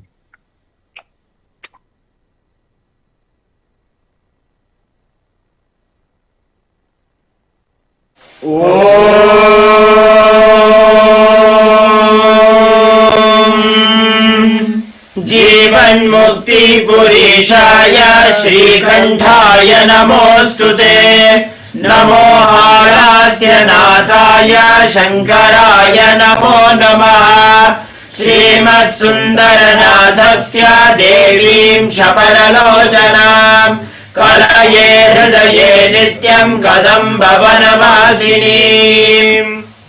अथ धूपः दशांगं गुग्गुलो वेदं सुगंधं च सुमनोहरम् आग्रेय सर्वदेवानां धूपोऽयं प्रतिगृह्यताम् श्री नित्यानंदेश्वरी परमशिव शक्ति मीनाक्षम्बिका समेत श्री नित्यानंदेश्वर परमशिव सोमसुंदरेश्वर स्वामिने नमः धूपमाघ्रापयामि अथ दीपः साज्यं त्रिवर्ति संयुक्तं वह्निना योजितं मया ग्रहाणमङ्गलं दीपं त्रैलोक्यतिमिरापहम् श्री नित्यानंदेश्वरी परमशिव शक्ति मीनाक्षम्बिका समेत श्री नित्यानंदेश्वर परमशिव सोमसुंदरेश्वर स्वामिने नमः दीपं संदर्शयामि अथ नैवेद्यम् अमृते अमृतोद्भवे अमृतवर्षिणि अमृतं श्रावय श्रावय स्वाहा श्री नित्यानंदेश्वरी परमशिव शक्ति मीनाक्षम्बिका समेत श्री नित्यानंदेश्वर परमशिव सोमसुंदरेश्वर स्वामिने नमः अमृतं महानैवेद्यं निवेदयामि निवेदनानन्तरम् आचमनं समर्पयामि नीराजनम्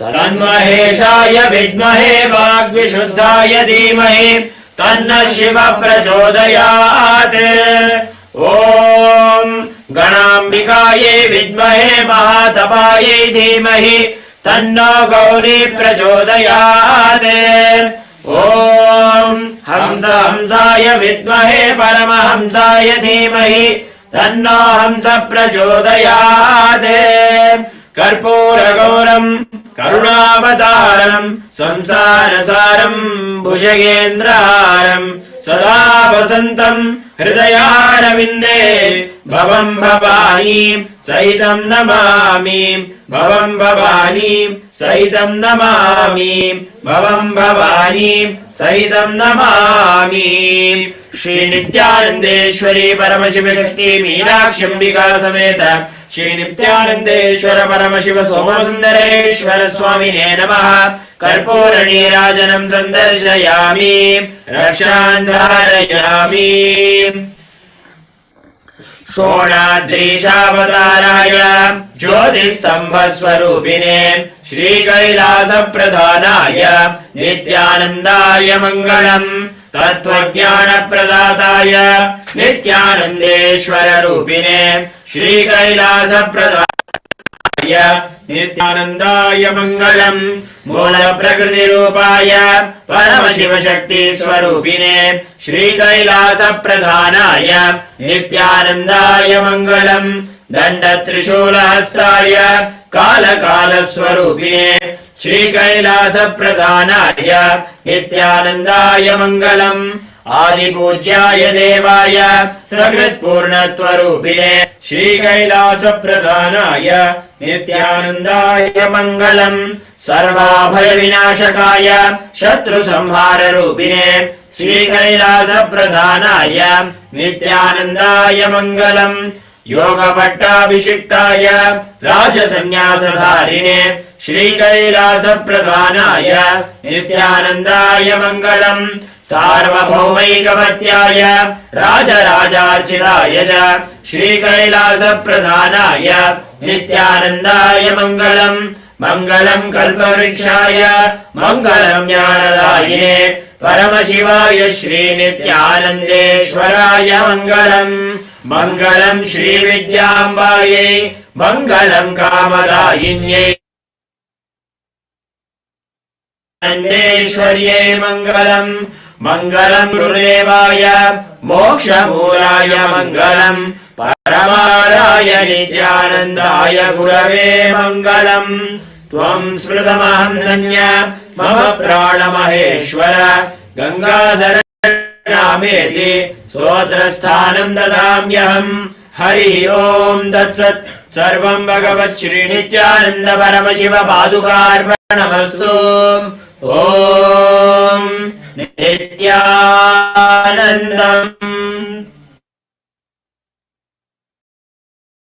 சொற்களோ கொண்டகிட போக்கி விட மதம் சிரிப்பாய் சொன்ன சொற்களோ கொண்டகிட போக்கி விட தக தக தக தக தகவன ஆடிவா நித்யானந்தா குருநாதனே நீ ஆடிவா தக தக தக தக தகவன ஆடிவா நித்யானந்தா இறை சக்தியே நீ ஆடிவா தக தக தக தக தகவன ஆடிவா நித்யானந்தா குருநாதனே நீ ஆடிவா தக தக தக தக தகவன ஆடிவா நித்யானந்தா இறை சக்தியே நீ ஆடிவா.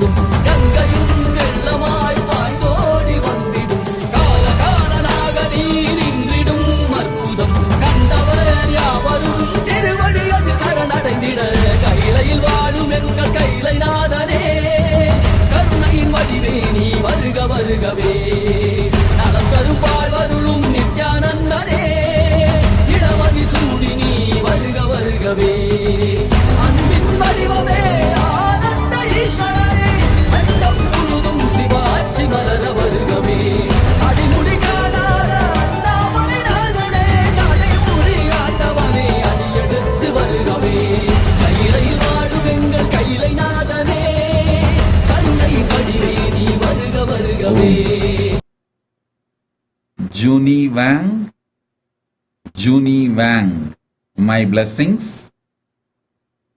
I'll remove all your karmas, shower you with devotion, bhakti, with wealth, health, third eye powers. I will make you enlightened. Junji Wang, I will make you enlightened. Tathastu. Chen Ming Yu, I give you all the 4 boons. The Parandamini name is spelled properly. Listen. Your mission in the life is spread living enlightenment. Read that book again and again and spread living enlightenment book. I'll heal all your pains, patterns. I'll give you enlightened life. Tathastu. Blessings for your father Chen Wensheng and your mother Chen Zhuhua. And my blessings for your son Xi Junlin. I give you all 5 boons. Shen Ming Yu. Tathastu. Parandamini. Blessings. Nitya Nidruvi accepted your Pada Puja. I shower you with energy. You will have a completion and blissful relationship with your family, with your wife. I'll enter into your mind as Sharabeshwara. Clean everything. I will reside in you as Sharabeshwara and protect you. My blessings. I'll clear all your psychosomatic and physical problems. Blessings for your wife, wife's 2 brothers and sister. I'll shower everything auspicious for you and your family. Om. Om. Om.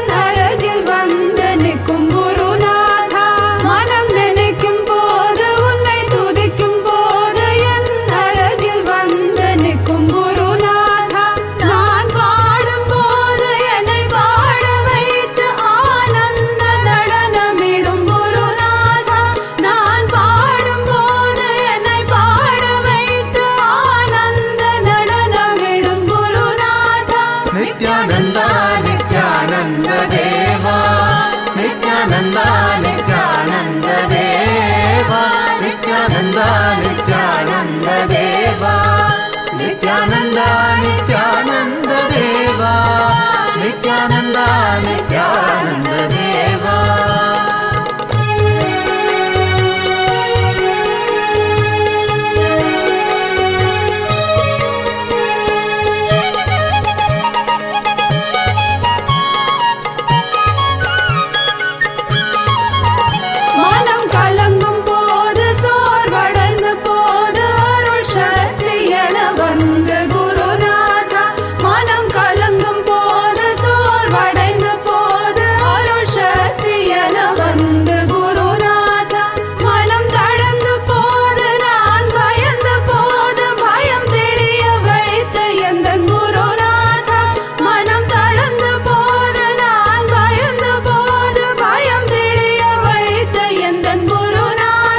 Nityanand Nityanand देवा नित्यानन्द नित्यानन्द देवा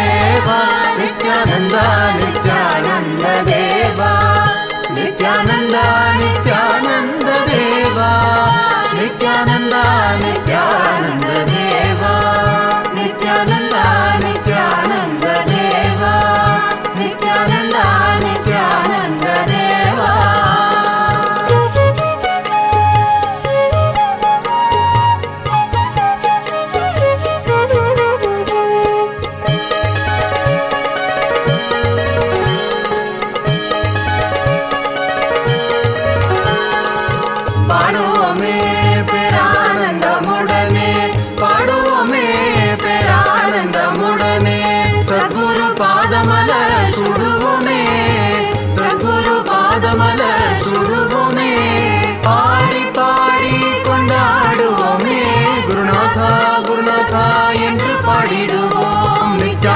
நித்யானந்தா என்று பாடிடுவோம் பாடுவோமே பேரானந்தமுடனே பாடுவோமே பேரானந்தமுடனே சத்குரு பாதமல சுடுவோமே சத்குரு பாதமல சுடுவோமே பாடி பாடி கொண்டாடுவோமே குருநாதா குருநாதா என்று பாடிடுவோம் நித்யானந்தா நித்யானந்தா என்று பாடிடுவோம் குருநாதா குருநாதா என்று பாடிடுவோம் நித்யானந்தா நித்யானந்தா என்று பாடிடுவோம் குருநாதா குருநாதா என்று பாடிடுவோம் நித்யானந்தா நித்யானந்தா என்று பாடிடுவோம் குருநாதா குருநாதா என்று பாடிடுவோம் நித்யானந்தா நித்யானந்தா என்று பாடிடுவோம் நித்யானந்தா நித்யானந்த தேவா நித்யானந்தா நித்யானந்த தேவா நித்யானந்தா நித்யானந்த தேவா நித்யானந்தா நித்யானந்த தேவா நித்யானந்தா நித்யானந்த தேவா நித்யானந்தா नित्यानन्दा तव चरणं जगद्गुरु नित्यानन्दा दर्शन दो परम कृपा नित्यानन्दा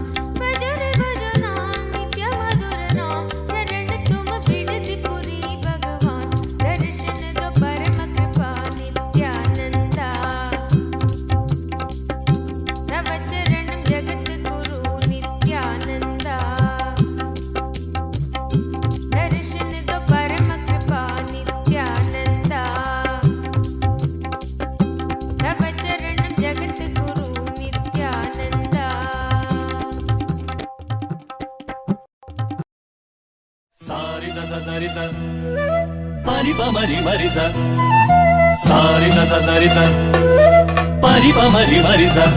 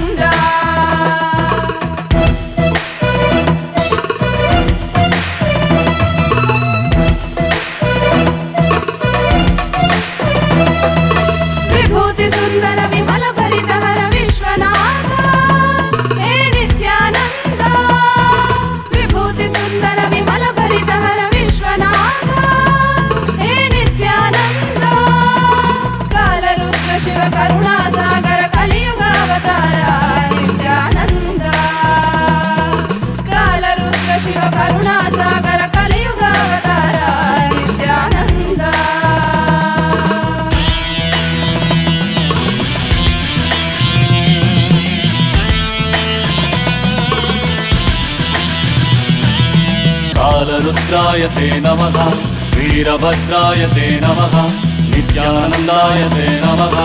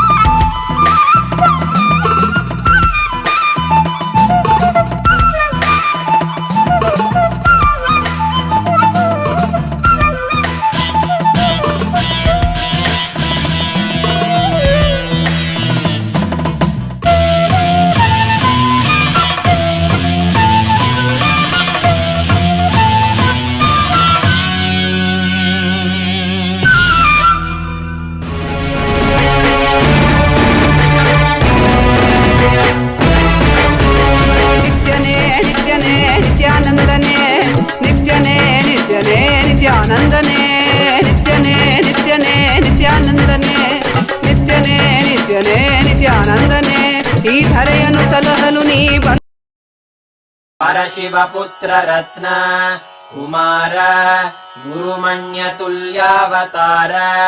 श्रीपार्वती स्तन्यपानलब्ध दिव्यज्ञान विश्रुत सकल निगमागमसारभूत द्राविड वेद प्रवक्त्रे श्रीमत्परमशिव करुणा समधिगत मुक्तामय चतुरश्रयान गीयमान छत्र चामर श्रीचिह्न काहलादि समस्त बिरदावल्यलङ्कृत ज्ञान विज्ञान चक्रवर्ती सर्वजन संघ सद्यो निर्वाण दीक्षा व्ययापवर्गवर्ष विश्राण जीमूत परमत कलभ केसरी शैव सिद्धान्त स्थापनाचार्य श्रीराजाधिराज पाण्ड्य महाराज गुरु क्षपण शाक्यादि महान्धकार निवारण ज्ञान भानु वीक्षणानर्हार्ह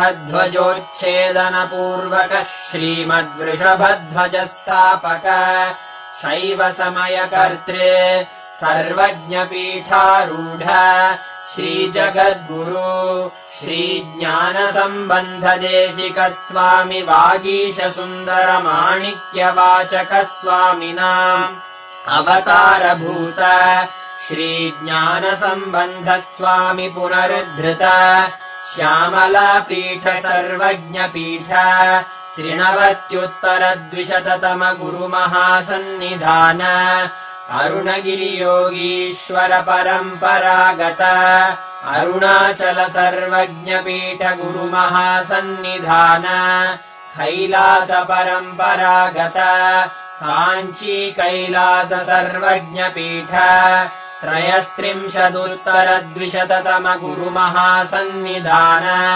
नित्योत्सव नित्यमङ्गल नित्यकल्याण नित्यरजित कैलास परम्परागत आदिकैलास नित्यानन्दपीठ महासंस्थान महासिंहासनपीठकर्तः साक्षात् श्रीपरमशिव समुद्भूत कैलास परम्परागत वैवस्वतमनु इक्ष्वाकु हरिश्चन्द्र भगीरथ श्रीरामचन्द्र शूरसेन इत्यादि अनवच्छिन्न सार्वभौम चक्रवर्ति परम्परागत चतुष्षष्टि योगिनी मण्डित चतुष्षष्टि सम्प्रदाय प्रवर्तक मनुधर्म शासन सूर्यवंश प्राप्त सर्वज्ञपीठ सुराङ्गि साम्राज्य मूर्धाभिषिक्त चूडामणे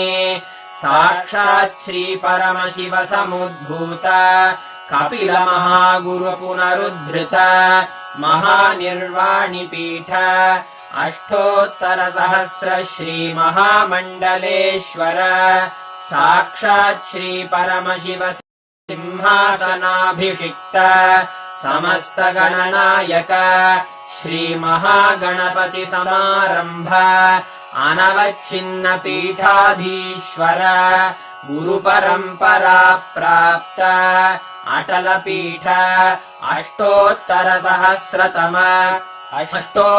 सहस्र श्री अटल पीठाधीश्वर धर्म मुक्ति स्वर्गपुर स्वर्ण पीठ त्रयोविंश गुरु महासन्निधान कैलास परम्परागत आदिपीठ सर्वज्ञपीठ जगद्गुरो श्री कैलास पुनरुद्धारक श्री कैलास परमाचार्य श्रीमत्परमहंस परिव्राजकाचार्य वर्य सच्चिदानन्द प्रणव स्वरूप श्रोत्रिय ब्रह्मनिष्ठ श्रीमज्जगद्गुरु श्रील श्री भगवच्छ्री नित्यानन्द परमशिव श्री ज्ञान सम्बन्ध देशिक परमाचार्य स्वामिन् अत्रागत्य परिपाल्य च अस्मान् विज्ञान वितरणेन विजयी भव जय जय।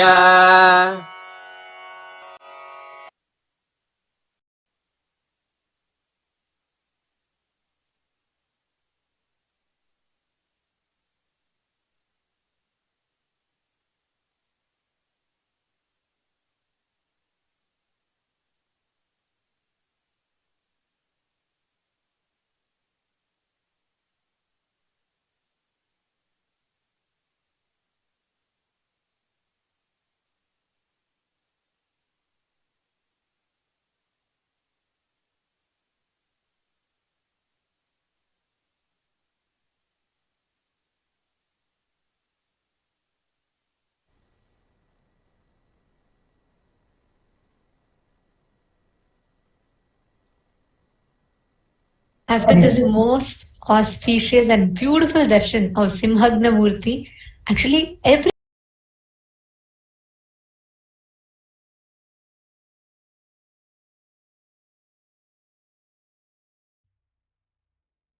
single day. And please stay tuned. This session is too important because right after the darshan, sitting for power manifestation will directly take all the seeds that you received during the darshan to go deeper inside you and to start sprouting. So the post-darshan power manifestation is extremely important. So make sure that you are here sitting, ready to receive the darshan, ready to manifest the darshan we just received and right the after initiation this, we just received. yes. And yes, of course, right after this segment, we have a very, very special segment to share with all of you a very important news of what's happening right now in Kailasa. We have the team that's on ground and going to be giving all of us a live update of something very, very important that's happening. So please stay tuned. That segment will be right after this manifestation. And to all the participants who are attending just the darshan, we just wanted to let all of you know to start manifesting powers directly from the initiations that you're receiving from the darshan. It's highly recommended for you to attend the entire day's program, which will help you to manifest the initiations as power. After this powerful darshan of Paramashiva, we'll all be manifesting the power of materialization. And today we've all been blessed with this power, right? And every one of you that are sitting here, right after this Rasasiddham process, your Kundalini has literally been churned, awakened intensely to connect with Paramashiva. Just sit in this space. You don't need to do anything. Just mechanically connect to Swamiji. Don't even expect, oh, I should materialize it right now. Just let your frequency raise. You're already in the highest frequency by connecting to Swamiji. Just sit back and enjoy in that highest frequency. You will just manifest it as power. And please stay tuned. Right after this power manifestation, we are going to be entering into a very, very important segment. So please be tuned in with us. It's a very important live update directly from Kailasa to all of you. It's a very important thing. You can take it as a news update that you're going to be getting of what's happening in Kailasa. So be here, stay tuned, and let's finish the power manifestation. I'm seeing so many messages of gratitude and love for the amazing darshan you all just had flooding in all the chats. Just sit with that same space.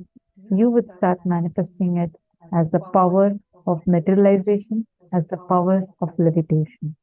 Now just sit, clasp your hands together, close your eyes, connect to Swamiji. Just sit. Don't do anything else. Just sit, connect to Swamiji. Results let Swamiji give. You just take care of connecting to Swamiji, tuning yourself to that frequency.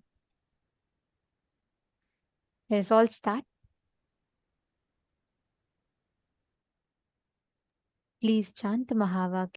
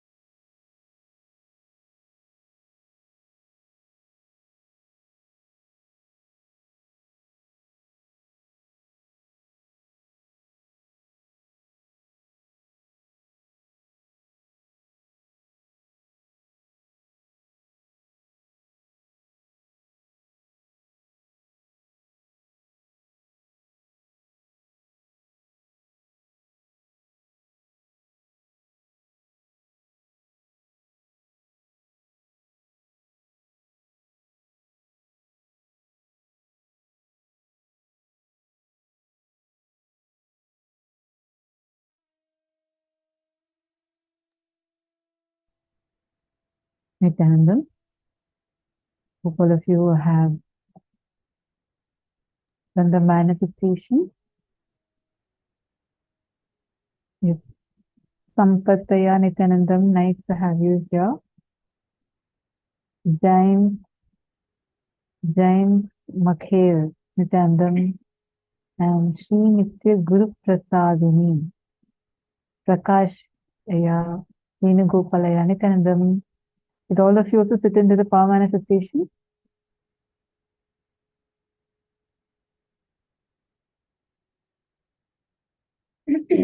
Very nice. Now,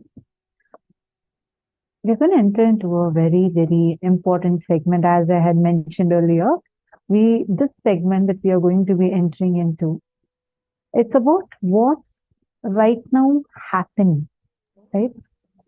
We all had experienced such an amazing gift of the darshan. How was the darshan? Did you all enjoy the darshan? How was the darshan for everyone? Okay, see, big thumbs up, white smiles. Okay. Great. Amazing. Wonderful. Every bit we are experiencing, whether it's the initiations, the amazing, profound knowledge, or the yoga, everything that we are experiencing, all of these are gifts of what? Yes, gifts from Swamiji. But from what?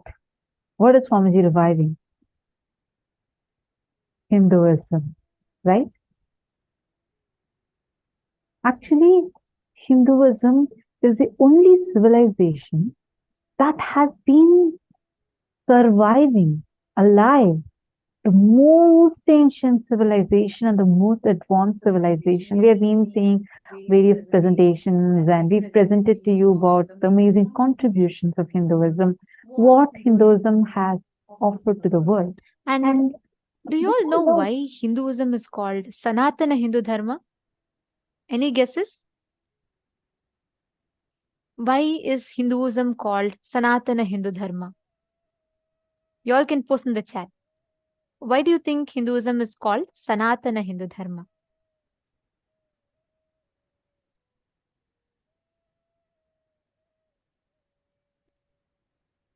Yes, that's right. Hinduism is called Sanatana Hindu Dharma because Sanatana means eternal. Ravi Prakashaya has posted always existing. Always existing, right. Sanatana means eternal. The testimony for this eternal civilization that is standing is every pillar of every single temple that is standing tall, singing the glory of our ancestors, their sacrifices. Each and every temple that stands tall today, the advanced civilization, whether the world's oldest dam, we built it.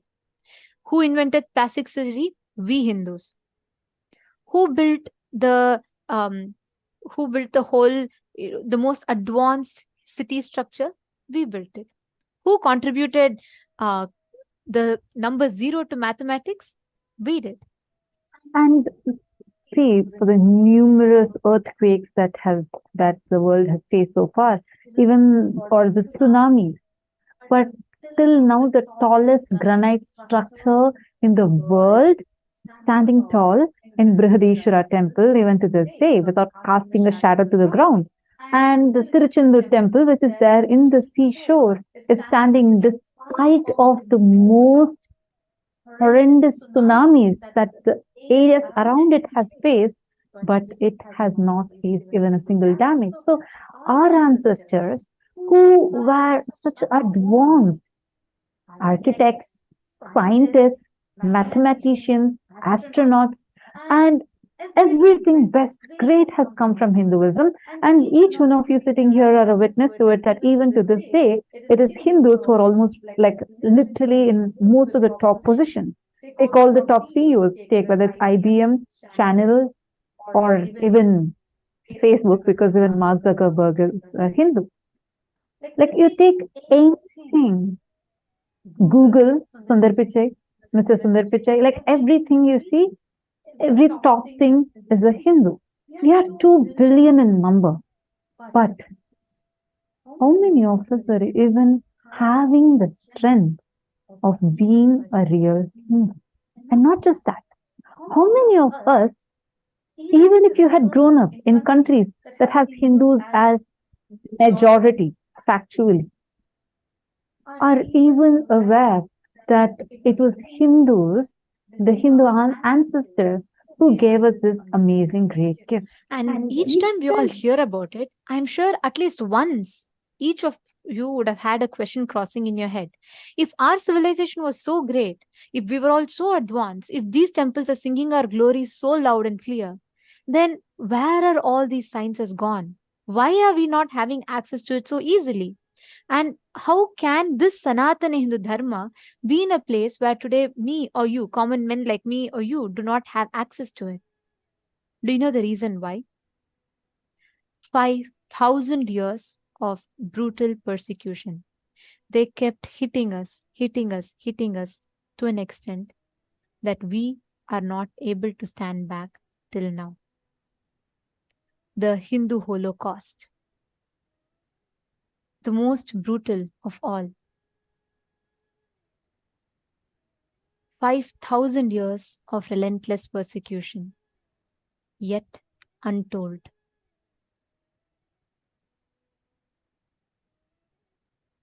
They usurped our kingdoms.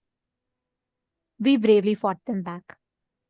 They destroyed our temples, and we were able to build them back. They destroyed our universities. To a large extent, we were able to revive them back. They destroyed our sciences. We were able to revive them back. They destroyed our scriptures. To a large extent, we are able to start getting them back. Because we had one thing, the backbone, which held all these things together. Everything, whether it's temple or the universities, the education, everything was held by one backbone. Any guesses? What's that backbone? It is Guru Sishya Parampara. And that is why when they attacked the Guru Shishya Parampara, when they attacked our very backbone, that was a blow that we are still not able to recover from. Let me just take you all through a very quick statistics. 23rd December 1926, exactly 97 years before from now, 70-year-old Swami Shraddhananda was assassinated by a militant missionary. 17th November 1966, during an anti-cow slaughter rally, 5,000 Hindu sadhus were killed in a police action. The official numbers reported range is just 8 to 375. 15th February 1973, falsely accused and arrested was leader of Ananda Marg, Sri P.R. Sarkar. He was poisoned in prison, and after recovering, he went on a fast seeking justice. For the next 5 years, 4 months, 2 days, until 2nd of August 1978, he fasted for justice. Do you know what happened to his disciples? On the 30th of April 1982, 16 male and 1 female Hindu sannyasis of Ananda Marg were pulled out of a cab and burnt alive near a bridge in broad daylight. These were the disciples of the very master who fasted for justice. 23rd August 2008. Lakshmanananda Saraswati, Swami Lakshmanananda Saraswati, and 4 of his disciples were murdered in the state of Odisha in India. He was a highly revered spiritual leader who lived a life dedicated to the welfare of the forest dwellers, the Vanvasis of Kandhamal. And the visuals may be a little graphic. Please bear with us, but we want to show you all the facts, the reality. Next. On 21st of February 2011, Swami Premananda was killed in the Kadalur Central Prison, an enlightened master. On 1st of September 2013, Swami Asaram Bapu was arrested on false charges, and he is still struggling in jail. On 19th of November 2014, 6 disciples of Sant Rampal were killed, and he was arrested, sentenced to life imprisonment. 21st February 2016. This is in Panchagar district. This is in 2016. A Hindu priest was beheaded by Hindu music terrorists. I'm really sorry. I know these are really graphic. The viewer discretion is advised, but we are just presenting to you. I know it's really disturbing, but unfortunately, this is the case. And we are just presenting to you the facts as it is, as much as possible. The list still continues. On the 22nd of September 2015, Swami Avimukteshwarananda was dragged on the street and beaten while he was performing his religious rites in the sacred river Ganga. On 26th of August 2017, 30 disciples of Ram Rahim were killed in the broad daylight. 27th September 2018, Palhari Baba received the jail term till death on false allegations of rape. He was a great yogi who lived only on fruits, and hence his name was Phal Ahari, Palhari Baba. 21st Jan 2019, Hindu sadhu mob lynched, and the lynching was justified, claiming he is a Hindu beggar sadhu. 30th August 2019, Swami Tattva Bodhananda, a disciple of Swami Dayananda Saraswati, a renowned guru and Vedanta Adhikari, was brutally sickled to death by mob lynchers in Puducherry, India. 16th April 2020, two sadhus and their driver were mob lynched in broad daylight and brutally murdered. This video was circulated online, and yet to this day, no justice has been served.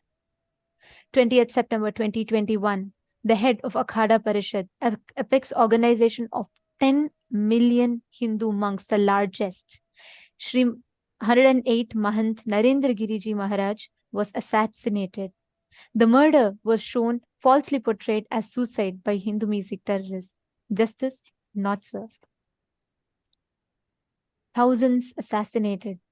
Relentless persecution on gurus to this day still continues. Understand, we showed you the date, we showed you every fact, and this is a very small list. Even as recent as 3 days before, one more sadhu was murdered in broad daylight in the state of Rajasthan, India. This continues to happen. And what we are presenting to you, all of these were the assassination attempts in which the Hindu music forces were successful in.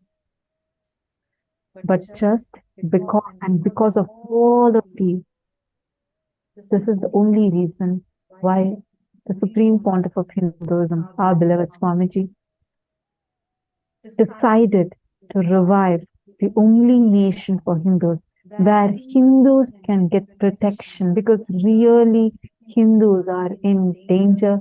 Hindu lives are in danger, especially the Hindu Guru's lives are in grave danger. We may all wonder, why is Swamiji being attacked continuously? Understand, it is not only Swamiji. Every Hindu gurus are being attacked and killed. But Swamiji is the most loudest, unapologetic voice, standing up, bringing all these persecution to light, which is why the degree of attack is even more. And why are we talking about this right now? And I also mentioned earlier saying that we have news to share with all of you. It's very painful as I'm sharing this to all of you. It's almost more than a decade, over 13 plus years, the Supreme Pontiff of Hinduism and Kailasa have been a target for the anti-Hindu element and have been a target and been getting attacked. We have been sharing about this. Very recently, when I say recently, I mean day before yesterday, or day before yesterday. Another shocking incident, another horrific incident has happened in one of our Kailasas. A kshetra, Kailasa Trishulam, where Swamiji manifested through his Divya Sharira and graced and showered all of us. In that kshetra, a sacred space, a huge attack was launched. And today, we are going to be sharing about this horrifying news with all of you. And for this, we have the team that is there on ground, who is a first-hand witness to these attacks happening on ground, here with us today, who will be joining with us in this segment and sharing with us the details of what has happened.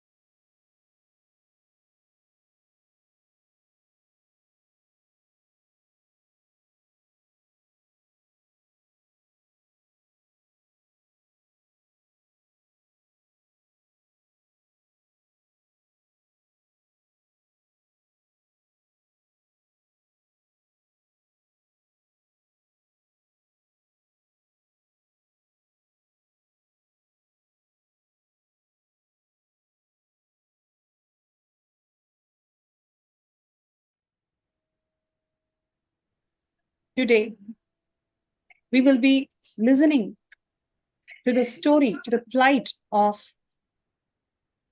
the Hindu sannyasi, the supreme pontiff of Hinduism, Swamiji's sannyasi, Manithya Bhaktikananda, who stands as a representation of the entire Hindu community who is facing the persecution at the hands of the Hindu music forces.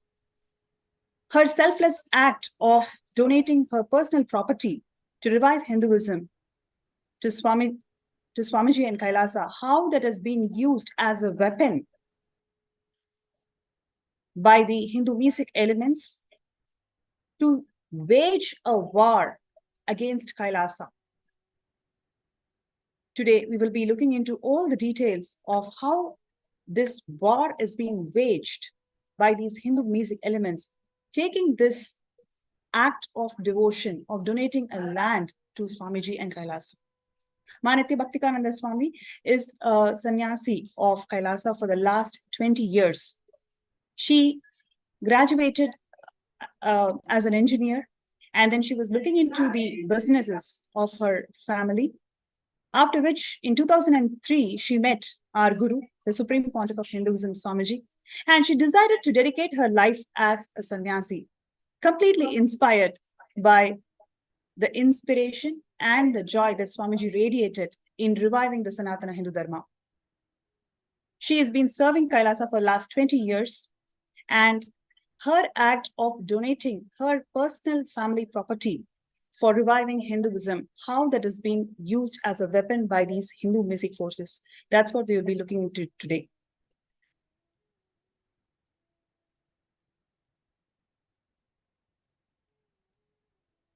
Nithyanandam.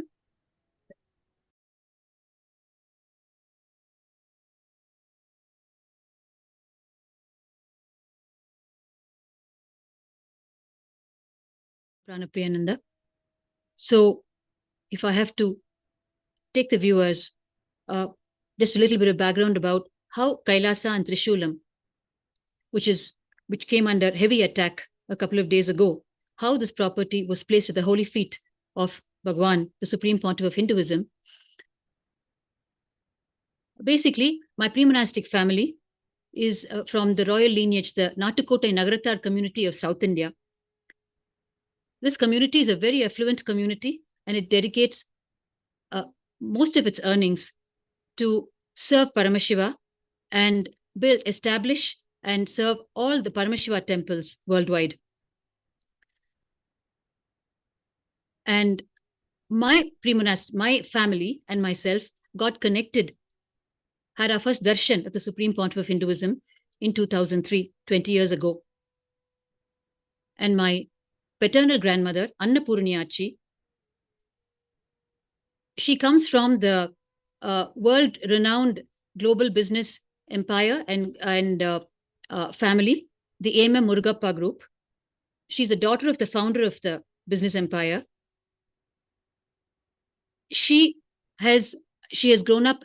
She's a very pious and a very devout person, and she personally had very many deep spiritual experiences. And she realized in her heart that the Supreme Pontiff of Hinduism is the incarnation of Paramashiva. Our whole family got very deeply connected to Swamiji. And since then, for 3 generations, we have been living as Kailasavasis in Adi Kailasa, Bengaluru. You can see photographs of Annapurniyachi, who's standing beside Bhagavan. In the year 2007, my grandmother Annapurniyachi, during the auspicious Guru Purnima celebrations, went up to have darshan of Swamiji, and at that time, she expressed her deep wish to him, saying that she wishes to place this property of Trishulam at his sacred feet. And she would like to see a temple being established in worship of the Supreme Pontiff of Hinduism as Paramashiva. And she also, along with it, expressed another deep personal desire and requested that when she leaves her body, whenever it may happen, she requested Swamiji that his physical presence be there, that he be there physically to liberate her. And the Supreme Pontiff of Hinduism, in all his compassion, responded to her devotion and dedication and accepted both of her requests, blessed both of her requests. And he said he will ensure that it is fulfilled, that both of her requests are fulfilled. This happened in 2007. And after that, Bhagavan, the Supreme Pontiff of Hinduism, started taking steps for the word that he gave to that one devotee. He started doing all the groundwork to establish Kailasa and Trishulam. Meanwhile, around the year of 2010, as all of us know, one of the largest attacks on the life of the Supreme Pontiff of Hinduism and the properties of Kailasa happened.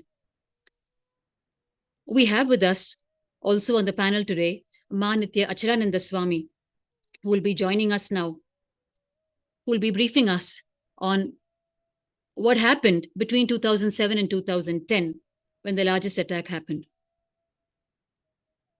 Nithyanandam, I'm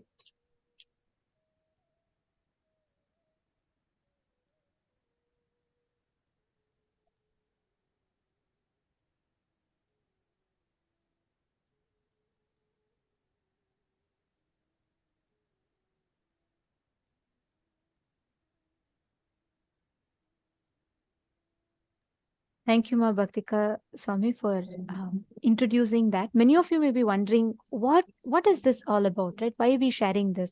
And I'm also seeing many of you post a lot of questions. We will be answering each of your questions. So don't worry, whenever you have questions, feel free to ask. But yes, it is very touching to see so many of you putting that you're shocked and you're all asking, what can you do to protect gurus or stop this violence? And Ma Goexial is asked, what can I do to stop this, to protect gurus and to stop this violence? And also Ma Sri Lakshmi Kottapalli has asked, what can we do for us to stop all this violence happening against gurus? And Ma Tatiana Hughes has posted, thank you so much, Ma, for bringing this up. It is very important. And Elizabeth Silva is saying, I still cannot understand how these attacks on sannyasis and gurus and Swamiji could happen. I believe they would be protected by Paramashiva because these divine beings have mission to enrich the world for enlightenment. If everyone is killed like that, what will it be? The planet Earth? Who will illuminate other beings? Please understand, every single person, Malita Sega, I read your question as well. Every single person who has this question, there are two things.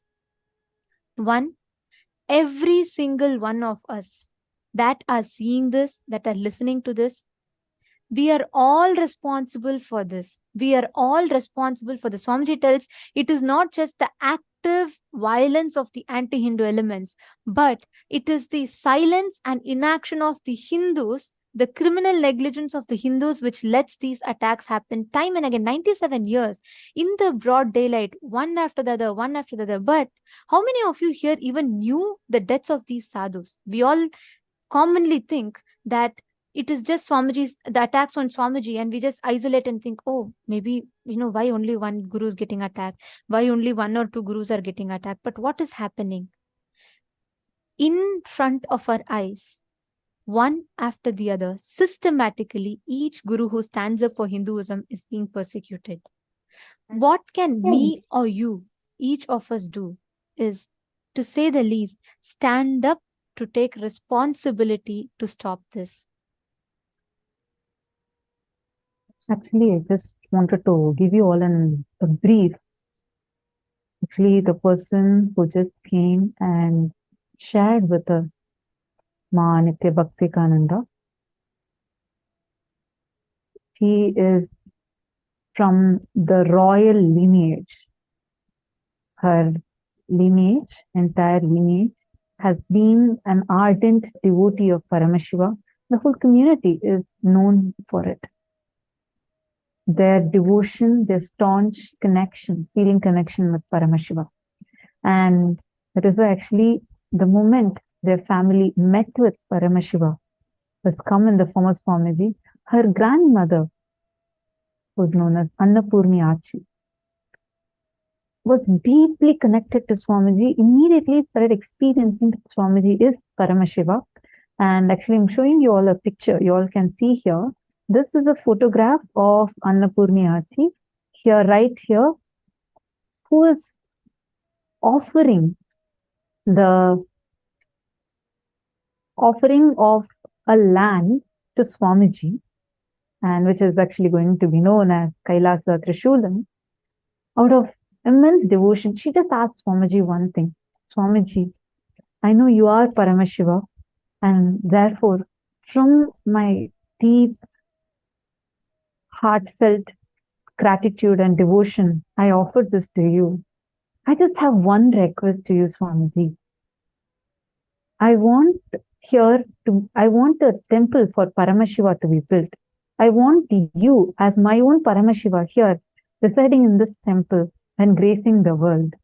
Swamiji also lovingly, very compassionately accepted to that, and Swamiji said, all right, I'll take care. And she just had this one thing as her desire, and she offered this to Swamiji's feet.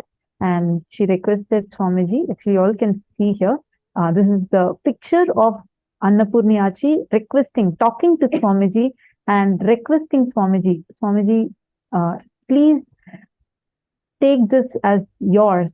And this should only, my only desire is to give this to you. And I know you were, because actually she made a statement. She said that I know only you can do it. And I know if I give it to you, you'll definitely make it happen. And therefore, I want to offer this to you out of my gratitude and my devotion. And this was in the year 2007. He offered this to Swamiji. And Swamiji, at that point, gave her that commitment saying, don't worry, I'll take care, I'll do it. To this day, actually, as I mentioned earlier, recently there has been a big attack. That's what we're going to share with all of you about. But to this day, for that one commitment that Swamiji had given to his devotee, to one devotee, one darshan, that one commitment he gave, to this day, he has not deterred from that. And the story that we are going to share with you is going to be about that. Many of you posted questions, two of you, Elizabeth Silva, Ma Lita Sege. If Paramashiva and these enlightened beings, why is Paramashiva not protecting these gurus who are getting attacked, or the enlightened masters, or for that matter, our Paramashiva, Swamiji himself? the next part of this segment is going to be an answer to that. Every one of you that are asking, why is this happening? You will understand exactly why it is happening. We will tell you all why exactly are the gurus being persecuted, especially Swamiji, who stood up for Hinduism. If you just see, from the very moment that Swamiji was born, Swamiji has only been contributing. And we will now show you all to what extent Swamiji goes to fulfill just his one commitment to one of his disciples. And in the next segment, we will have joining with us Ma Nityachalananda Swami and Ma Bhaktika Swami, who are going to be taking us through to make us understand how these gurus are targeted and why they are persecuted, and how the same happened to Swamiji, the Supreme Pontiff of Hinduism.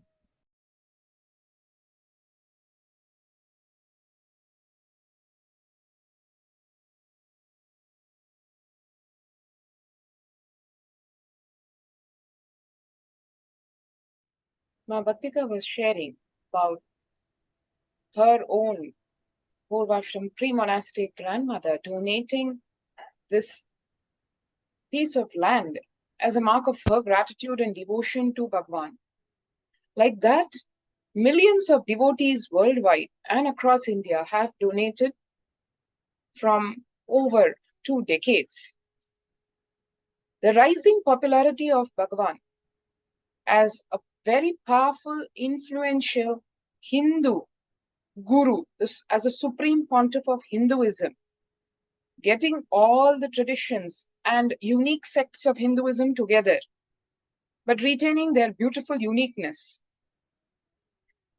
is reflected in many, many events across Bhagavan's life. One of them being just around the same time frame of 2006, called the Kodikan Ratha Yatra. Literally the word Kodikan meaning a crore, 10 million eyes. The divine deities of Nithyanandeshwara Paramashiva and Nithyanandeshwari Paramashiva Shakti, made by the very hands of Bhagavan, right from the foundation stone, the first cutting of the stone, the cast supervised directly by Bhagavan, and the divine deities, which are the presiding deities today in Adi Kailasa, they have blessed the whole of humanity. Literally, they are gracing. And way back then in 2006, 1 million, 10 million, 1 crore eyes having the divine darshan of Bhagavan. And the Achala Murtis of Nithyanandeshwara Paramashiva and Nithyanandeshwari Paramashiva Shakti. This divine happening, the Ratha Yatra, which lasted just about a few months, but it was able to transform the lives of millions. Millions of people, literally lakhs of people, converted their lifestyle to the Hinduism lifestyle and adopted the Hindu dharma, the Hindu religion. The free meditation programs that were offered, the free yoga programs, free spiritual counseling, the free medical camps, the free food, the annadan, and the free rituals, people partaking in these rituals, everything was such an eye-opener, but as a grassroots movement. Such movements, continuously, the grassroots work done by Bhagavan actually triggered and caught the attention of the Hindu mystic elements, whose aim was to ensure that Hinduism does not flourish, does not get revived. Directly, Bhagavan reviving Kailasa was against their very core of their interests. Like this, the people, that not only the devotees and the followers, but the people at large, realizing that life is a lot more. Bhagavan's teachings entering them, permeating them into their very core, their very being, transforming the lives, making leaders. Such was the powerful effect of Bhagavan's mission, right down to the very villages, the heart of India. This is what led, unfortunately, on the other hand, to the persecution, the genocide, the cultural genocide, which is what a number of the viewers were just asking as to why. One of the reasons of the why is rooted in this.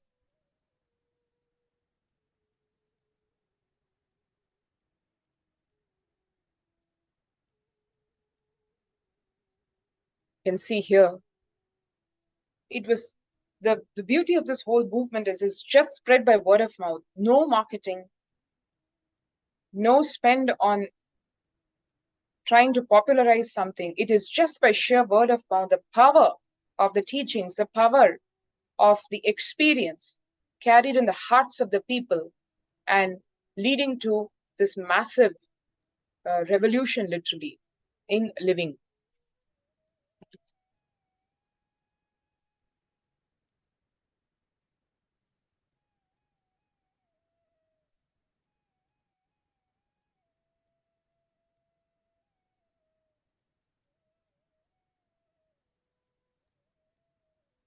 Yes, and it was exactly during this period that the scores of the followers of the Supreme Pontiff of Hinduism,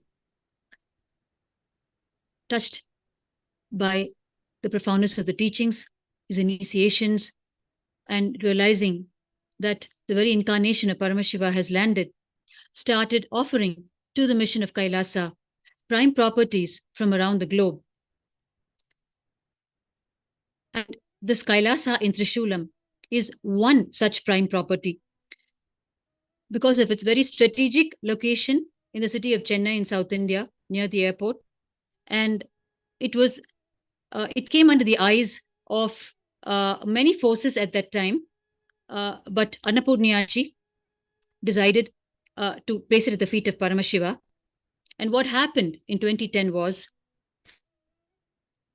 while Bhagavan started taking the steps for fulfilling the wishes of this one devotee, he also started receiving life threats and blackmail from media barons and Hindu Masic forces, because this property, which from the heart of a devotee was placed at the feet of Paramashiva, became the target of these Hindu Masic forces who wanted to grab it for their own activities.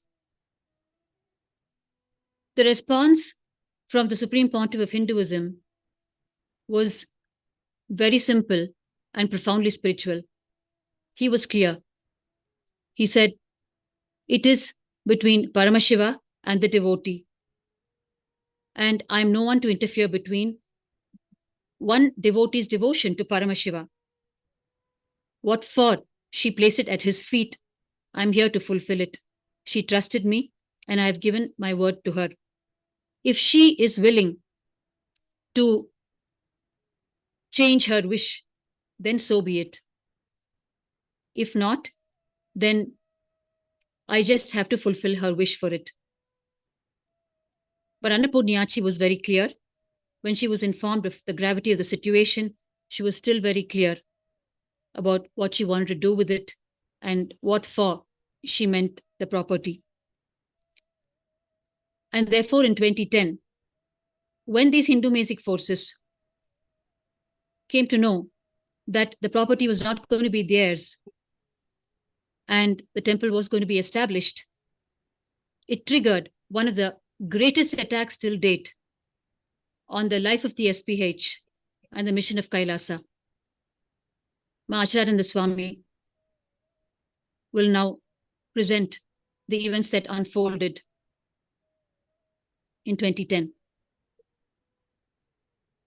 Actually, Bhaktika Ma, actually, just wanted to ask you a few things before we go to the further thing.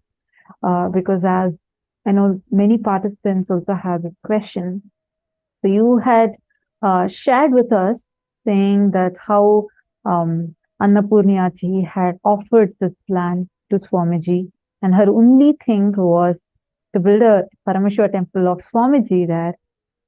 And Swamiji also said yes, and he already started the activities for it. We all saw so beautifully the Kodikan Ratha Yatra had started, basically putting the seeds. See, temple is not just a building, it's an enlightenment ecosystem. So Swamiji started all the work that are needed to fulfill that one devotee's desire. And Swamiji was just in his young age, like in his youth. And Swamiji already started going, like how Nityachalananda Swami had beautifully shown us the pictures of the Kodikan Ratha Yatra. Literally, Kodikan Ratha Yatra means where millions of eyes get to behold the darshan of Paramashiva's deity. And then you mentioned a very important thing, that at that time, the Hindu music elements had from the thing to grab the land, to take over. They had wanted to grab the very property that Annapurniyachi, your grandmother, had offered it to Swamiji. And when they went and asked, first when they tried to approach Swamiji's response, like as you said, I just wanted to highlight it once again.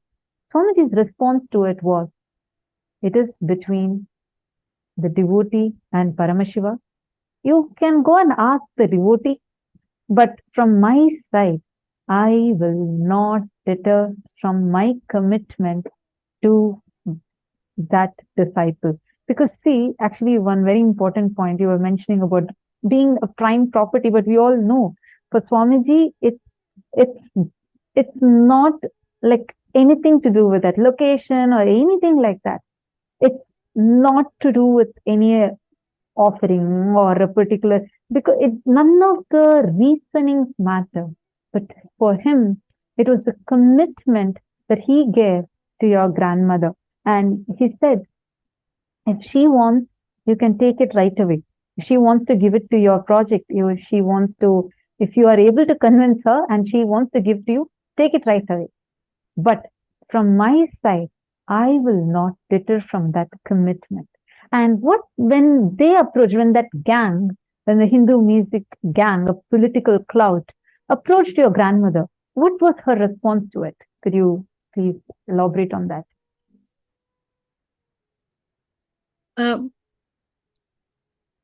It's actually a very beautiful question, Ma, because here is where the people are going to understand the dynamics of Hinduism and the dynamics of the Guru Shishya Parampara and how it functions, and the relationship and the trust between the Guru and the disciple.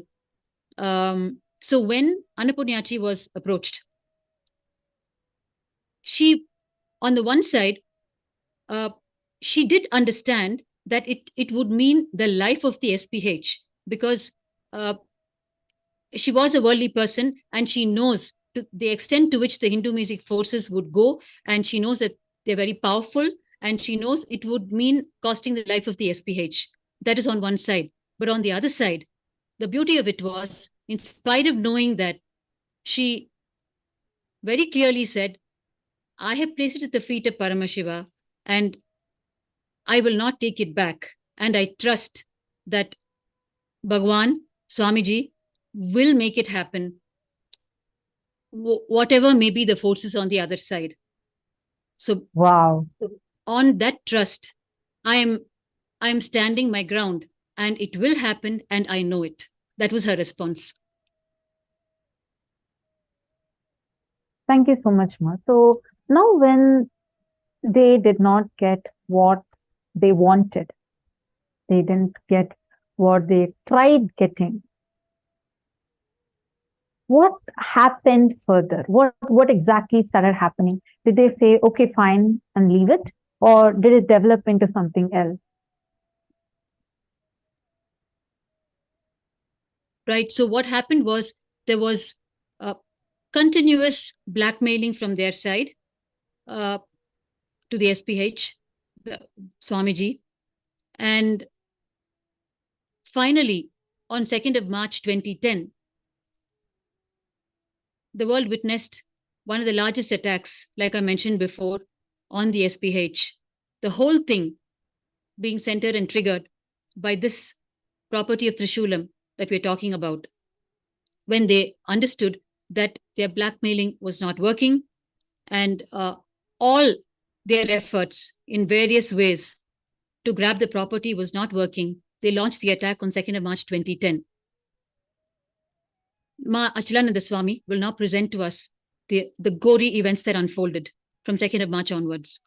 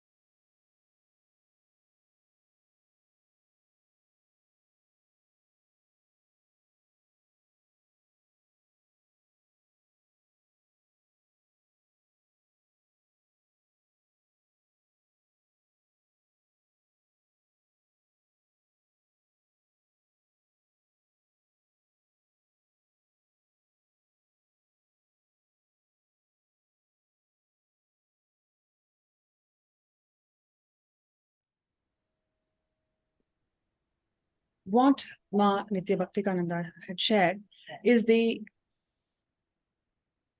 land grab had started as a land grabbing, eventually led into something so brutal, which you could never even imagine.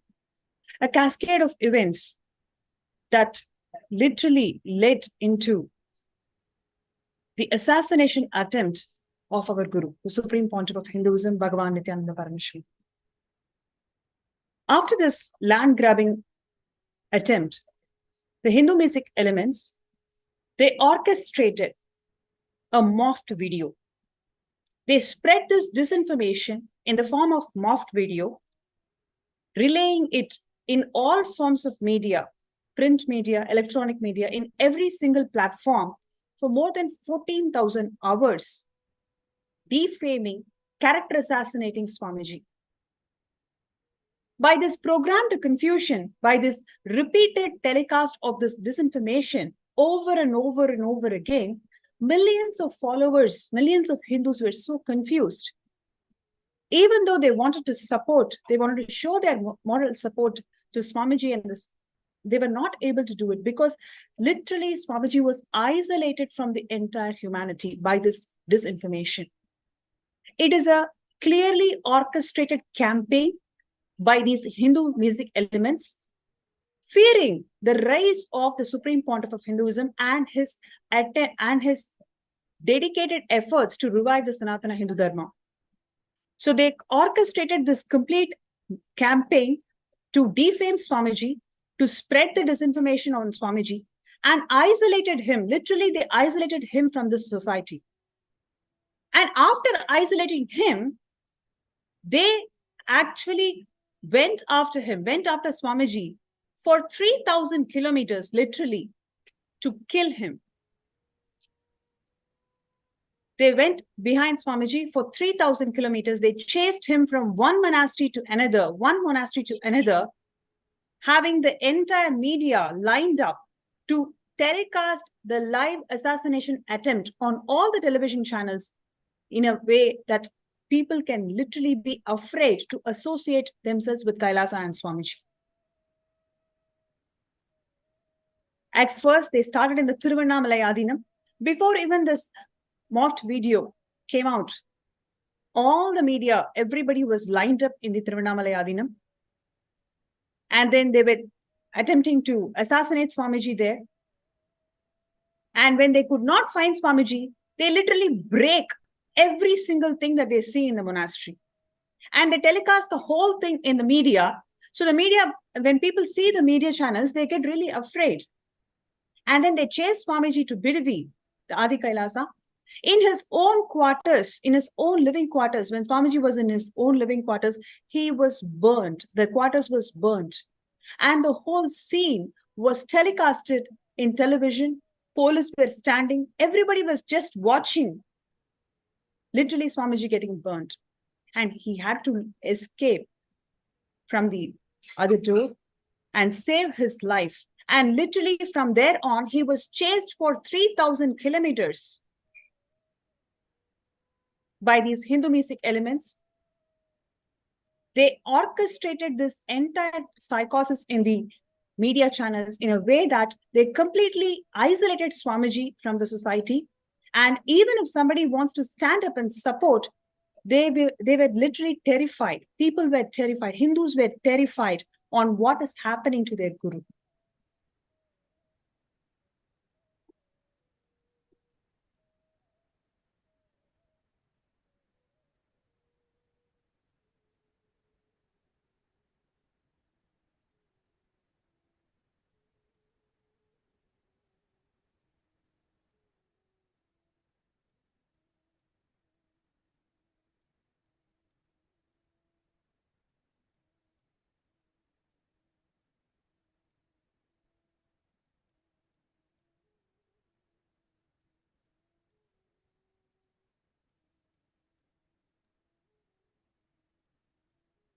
What unfolded was actually the unraveling of a very, very sinister conspiracy. We all know during World War II, after World War II, human rights violations, open war, all these were condemned by all nations, by all peoples. It was not easy to assassinate someone. So that brought forth this sophisticated 8-layer conspiracy to genocide and cultural genocide of this minority community called Adi Shaivites, which in normal English could be translated to say aboriginal, indigenous, agricultural tribes, which is what the Adi Shaivites, led by the Supreme Pontiff of Hinduism, amongst the many, many traditions of Hinduism that he leads. 8-layer genocide. To just give you an idea of what these steps could be, what these 8 layers are. As you can see, something as shocking as burning the Supreme Pontiff of Hinduism alive in his very own quarters, which is after all a simple thatched roof hut. It's not some palace. He used to live in this quarters in a thatched hut with his sannyasis. In broad daylight, you could see that being flashed openly in television. How could such a barbaric act be even tolerated or even thought of, even imagined in the so-called 21st century? You may wonder. That is exactly what this 8-layer conspiracy, this 8-layer genocide model was all about. First, what they did is a heavy slew of disinformation, absolutely false, blatant lies. Blatant lies being spoken about. There was a false video, a morphed video created of the Supreme Pontiff of Hinduism, completely maligning him, defaming him.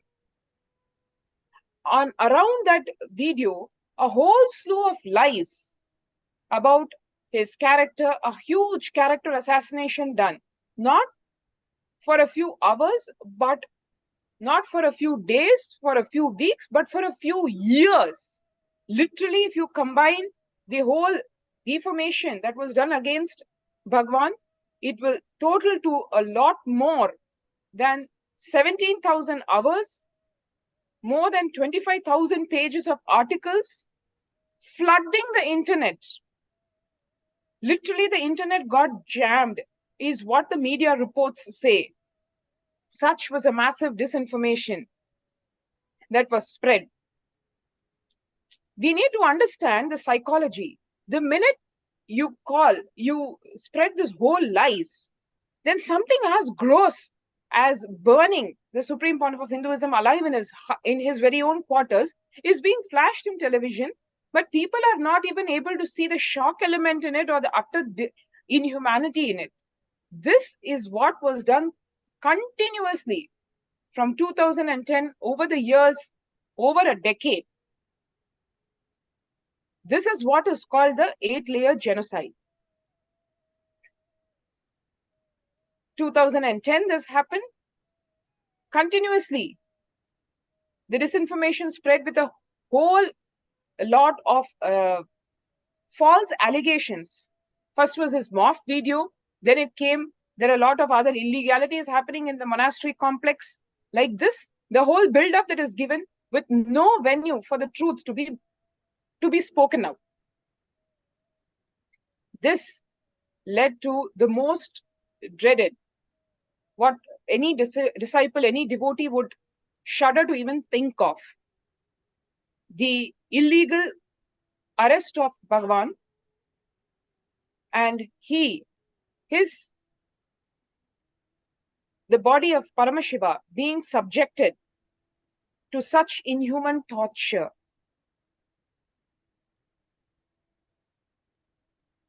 It led further.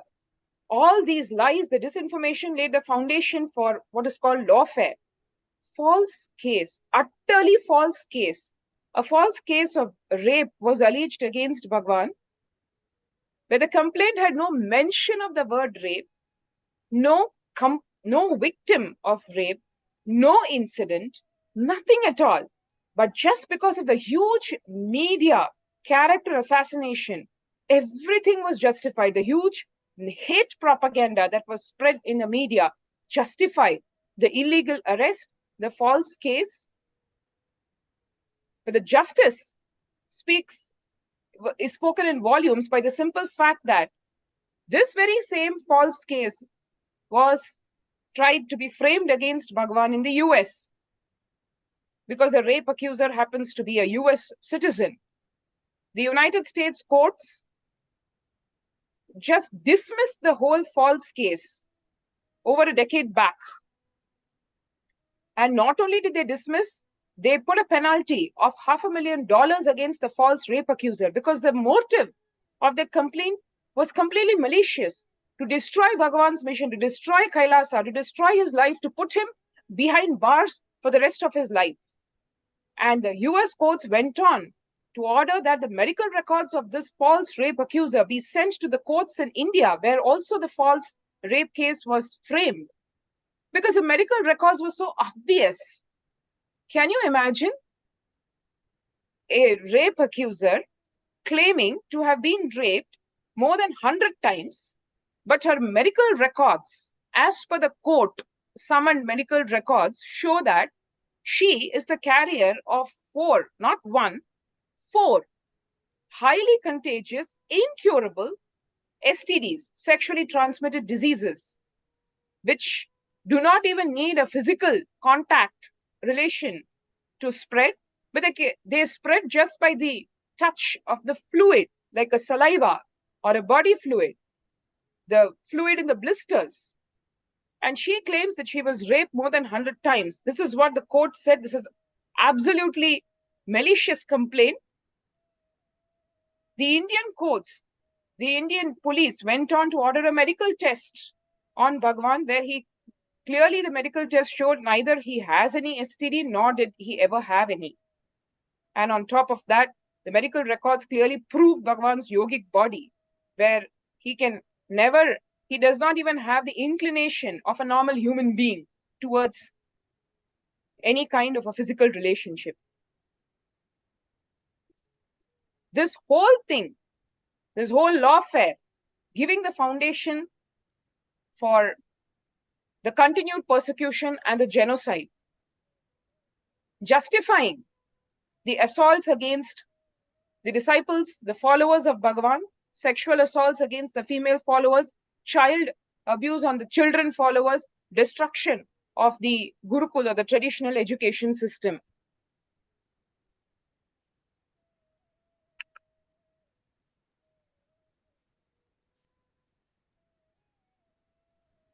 Actually, this is, it's too painful to even hear it. And especially, I know you have summarized the whole thing, but it's really painful for me to hear it, to hear the whole thing. The whole attack, what was that one ask that they had? The group, the anti-Hindu element, when they're targeting, they're attacking Swamiji, I just can't see those visuals. It's too painful for me to even see what Swamiji had faced or what Swamiji had been through. You shared that how it all started with it started as a trigger with that one commitment that Swamiji had given to one of his devotees, saying, "Don't worry, I'll make a temple for Paramashiva there." And then Swamiji had started the work, and when this group tried to land grab, encroach upon that property, and Swamiji said, "No, I will not deter from that commitment that I had given." And they tried blackmailing Swamiji to stop the revival of Hinduism there, especially over there. You had been the first-hand experiencer, like you were there throughout this whole time, right? Achala Swami, at that time, was there even any one point where, like, did Swamiji ever say, "Okay, if you are going to not attack me anymore, then I will not continue my Hinduism revival"? Or anywhere, did Swamiji even once come to even a compensation mode or a negotiation mode? Especially given the torture that Swamiji was facing. There are no words really to describe the response of Bhagavan. In the face of this, you saw the visuals of the quarters of Bhagavan being burnt, where he is locked inside alive. That was only one of the over 70 assassination attempts that were made on Bhagavan. Yes, you heard it right. It's over 70. Even top leaders, political leaders, maximum you could have heard is 2, 3, 4, but here it's 70. And gross, it's really painful what you saw about the quarters. Another very similar unimaginable one. You could see in the visuals that you see, illegally arrested, and even if you're illegally arrested, being put behind bars on plain, not just plain ground, it is wet ground and just a thin toilet paper, which is also wet. All the monasteries of Kailasa, as you can see here, being destroyed. Not only destroyed, being telecasted. This whole destruction is being telecasted on television as if it is the annihilation of some terrorist organization. You can imagine the sheer the contrast between what we are and how we are presented. Just that one power of the media to spread disinformation and hate propaganda goes to such an extent where you can see just the sheer hard work, the sacrifice, the blood and sweat of Bhagavan being literally brought down to ruins, burnt, destroyed. His very life under threat. Continuously assassination attempts being made on him and his followers. Even something, as you can see here, like a medical test for which he is ordered to go to by the court. And you can see that no way a medical test can happen where the pain is so enormous. All of us know Bhagwan's yogic body, he is beyond pain, beyond suffering. But that physical body being subjected to such torture, where you can see the pain visibly on his face, the way the body, the divine body, the Divya Sharira of Bhagwan being tortured literally, and the whole media making a negative, you cannot even see it. Such is the persecution where the media is even actually showing this and people are watching it because of that sole one reason of it being projected as if some wrongs have been done. This disinformation is the cause of this whole persecution, of this whole genocide, which is still continuing. It needs the right voice to be taken to the world where the tapas, the sacrifice, the dedication, the integrity of Bhagavan, like how we saw in this case of that one devotee whose one prayer, one boon that she requested of the usage of her land, for defending that, going to such an extent of sacrifice, where literally his own life is being threatened, assassination attempts are being done, his whole hard work over decades just being destroyed, his Divya Sharira being subjected to such inhuman, unthinkable torture. You can imagine, would he have even dreamt? Can we even dream of Bhagavan giving any response? Anything other than, I stand by the word, by the promise that I have given you? The answer is self-evident to what you asked.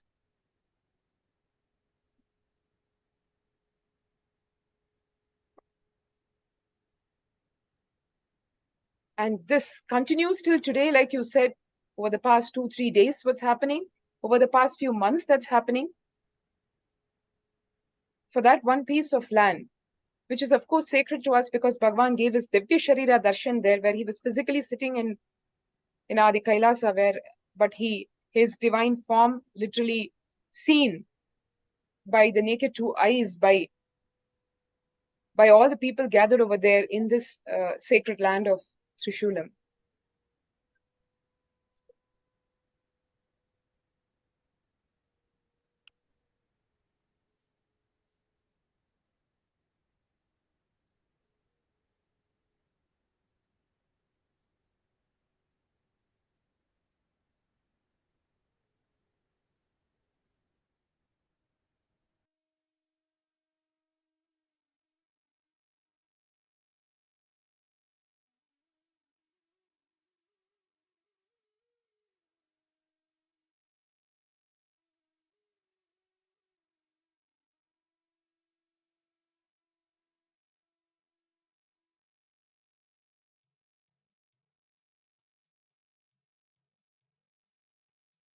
Yes.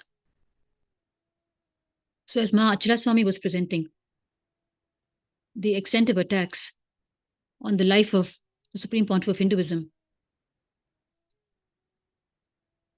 In parallel, what was also happening for Kailasa and Trishulam was, in 2013, Bhagavan fulfilled the second word that he had given to Annapurniyachi, which is liberating her, being present physically when the time comes. In 2013, he delivered the everyday morning satsang live to the global audience and traveled from Bangalore to Chennai, 500 kilometers on road. Went to the house of Annapurniyachi, my pre-monastic home. I had the fortune of accompanying Bhagavan on that most spiritual, most mystical trip ever. And he landed there at 3 a.m. and he stayed there for an hour. And we saw live the process of liberating her soul. He liberated her, fulfilled his second word to her in 2013. And after that, Bhagavan moved to the next level of activities, expansion in Kailasa and Trishulam. Many more sannyasis went over to Kailasa and Trishulam, and the socio-spiritual services continued there. The temple started being established, the annadan, the free food being offered, meditation programs started happening, spiritual healing was given to all the people in the surrounding villages. And as the temple was being established and all of this was happening, we started facing a series of attacks by the Hindu Mesic elements. The peak of it, one of the largest attacks happened in 2017, in the month of June, when hundreds and hundreds of people mobilized by these Hindu Mesic elements attacked us at Kailasa and Trishulam in one of the most brutal physical attacks. You are seeing it now. They moved also through encroachers who encroached upon the land and occupied 3/4 of an acre on the 3-acre property. And so that they could give a day-to-day attacks on us. As you can see in front of you now, they landed on us with crude weapons, rock stones, rods, and anything they could get in their hands. And our female sannyasis, there was an attempt on molestation on them. Everything you can think of happened in 2017, June. Our sannyasi, Srinitya Yogaswarupananda Maharaj, who's also with us on the panel now, he was illegally arrested with a false case slapped on him of eve-teasing one of the wives of the Hindu Mesic elements. It was all pre-planned. We didn't know what was happening. We were victim of the largest attack we'd ever seen till now. But instead of we going and filing police complaints for a life threat, brutal, murderous attack, what happened was they filed a false case on our sannyasi, and Yogaswarupa Maharaj was illegally arrested and taken to Pulal prison even before our complaint was taken up by the police. Before I invite Yogaswarupa Maharaj on the panel, I just want to share with you details. Seeing the visuals in front of you now, they actually trashed the entire property of Kailasa and Trishulam, and they molested our sannyasis, and they broke the deities that were there, and they cut off the electricity supplies. They actually broke the Syntex water tanks so that our water supply could be cut off. They smashed all the CCTVs so that, in fact, what you're seeing now is a little bit of evidence we managed to capture before the attack was taken to its peak, because by then they realized we had CCTVs and they thrashed it all down. Now I invite Yogaswarupa Maharaj to share with us, because he is a victim of the false case that was slapped on us in 2017. He will now tell us how the whole thing happened. Before that, back to you, Ma.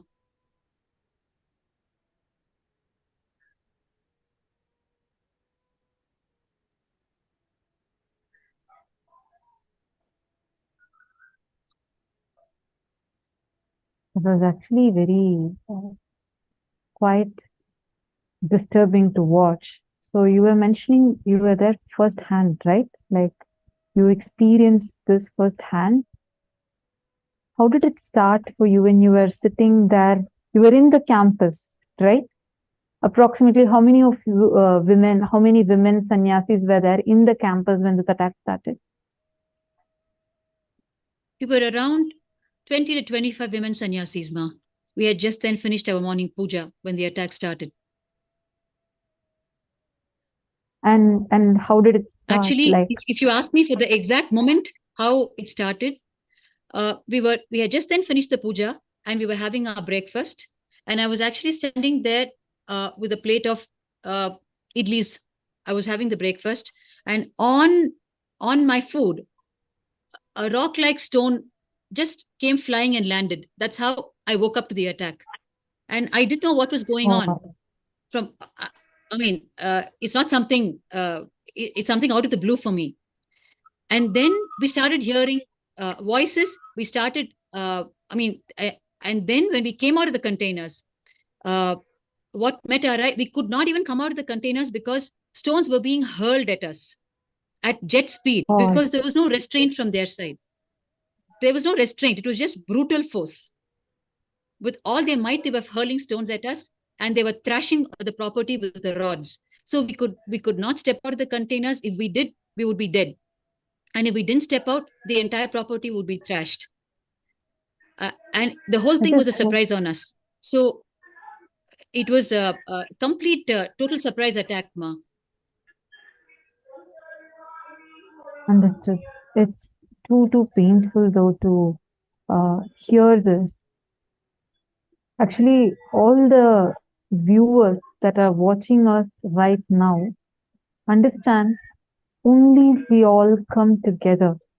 Your unity, like all of us coming together, being together, facing this together is only going to help us to face this. Swamiji single-handedly has been taking all of these.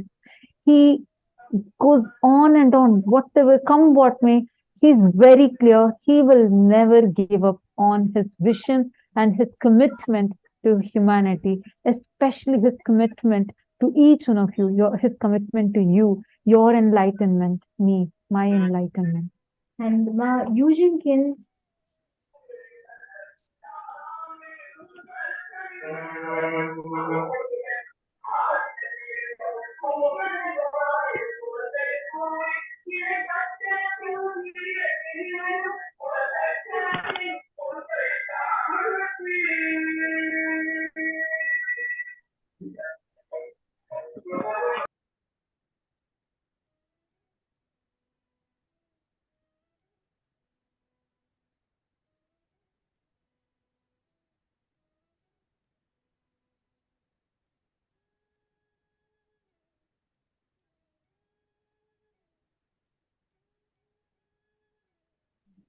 Sorry for that.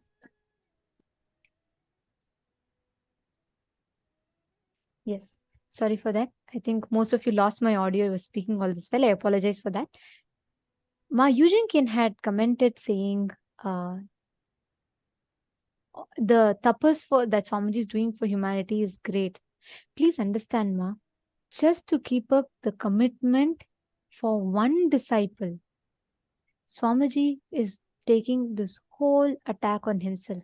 I mean, I'm a personal testimonial to this, but every one of us, each of us know the dedication, the tyaga, the commitment, unwavering commitment of Swamiji to the humanity. And so many of you are asking, what can we do about this? We're all sitting, each of you are sitting in different places. One of you had posted from Argentina, and you had said how Hindus in Argentina are also being persecuted. Please understand, it is Swamiji standing as a single, loud, clear voice for Hinduism saying, come what may, I will stand. That is the reason. Literally, Swamiji is standing as a shield. That is why all of us today, if me, you, all of us sitting in different parts of the world are able to talk about Hinduism, and we are able to freely practice these sciences. Today we learned about Navakhanda Yoga Samadhi. We are all able to practice all this. You know why?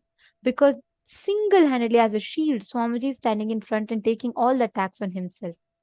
What can we do if we decide, just each one of us, when we each of us decide to take one small action, we can be a cause for a huge change.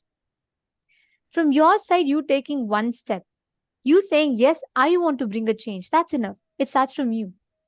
You start, your family gets inspired. From your family, your community gets inspired. From your community, your society gets inspired. From your society, your city gets inspired. From your city, your state gets inspired. From your state, your country gets inspired. From your country, the whole world will get inspired.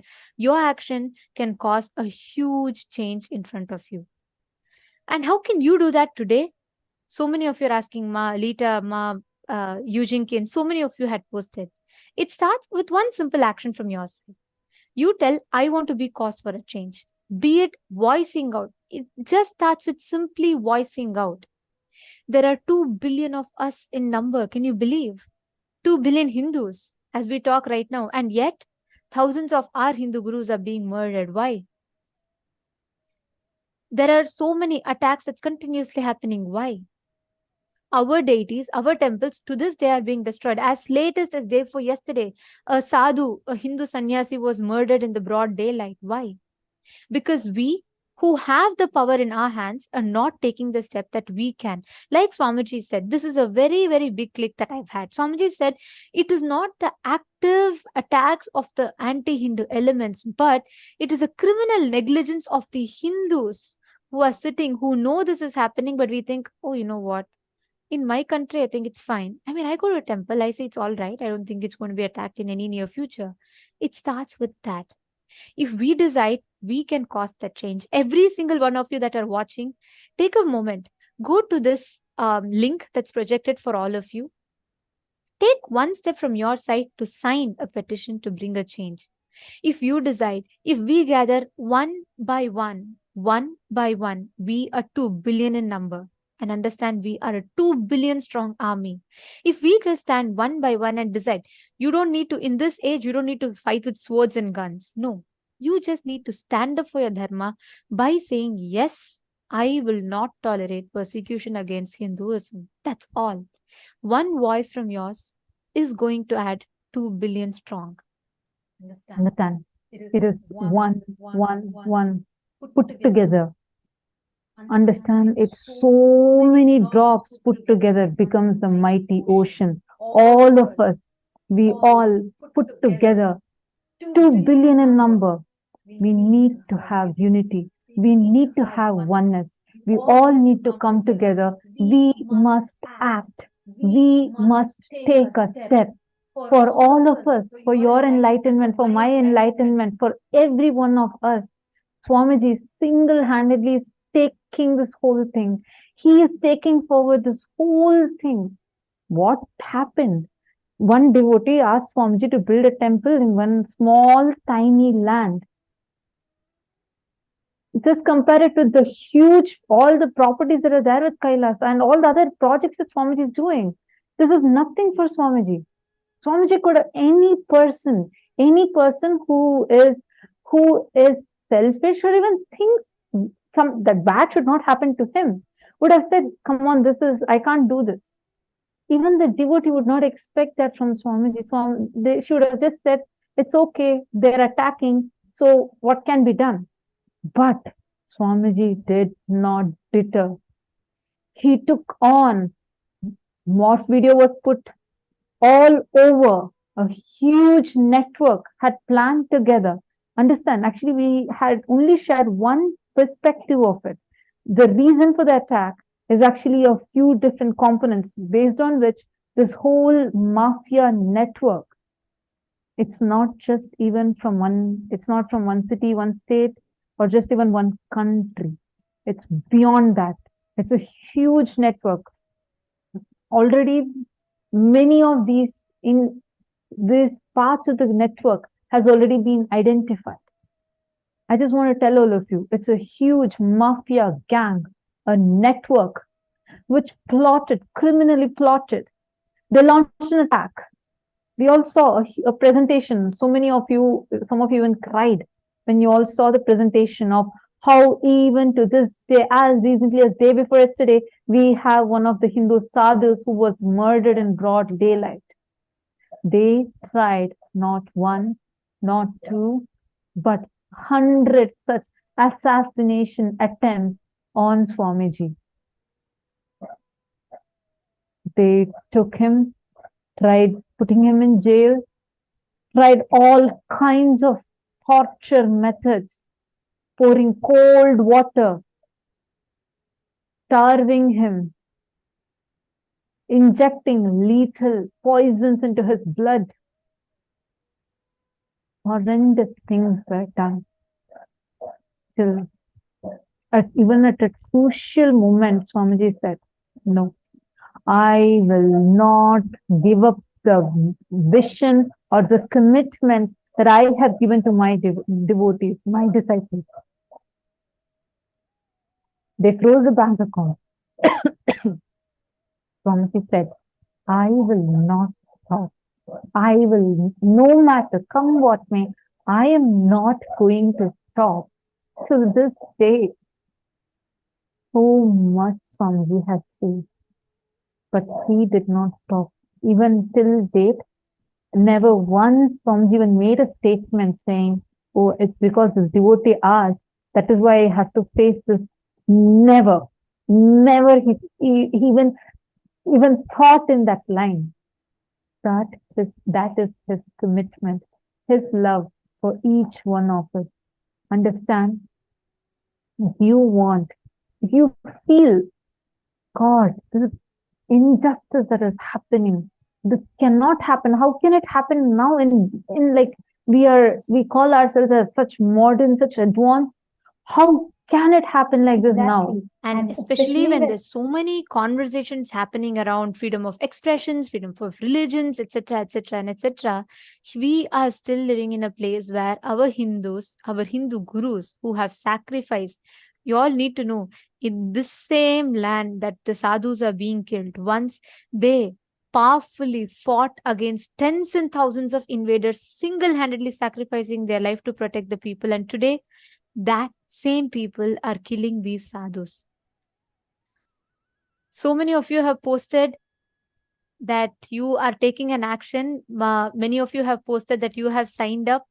And yes, Ma Tatiana, the link has been posted here, Ma.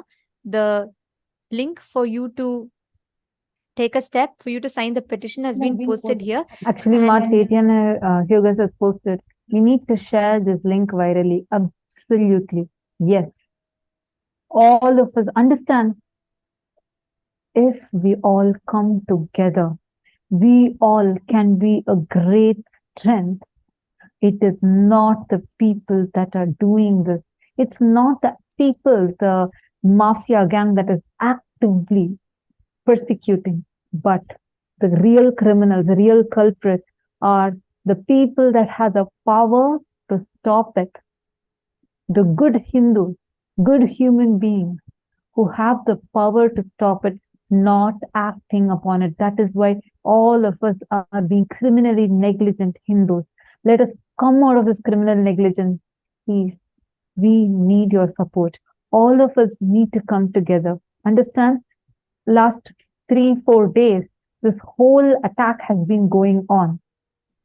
In Trishula Madinam, the visuals we saw, plus the building has been unlawfully demolished.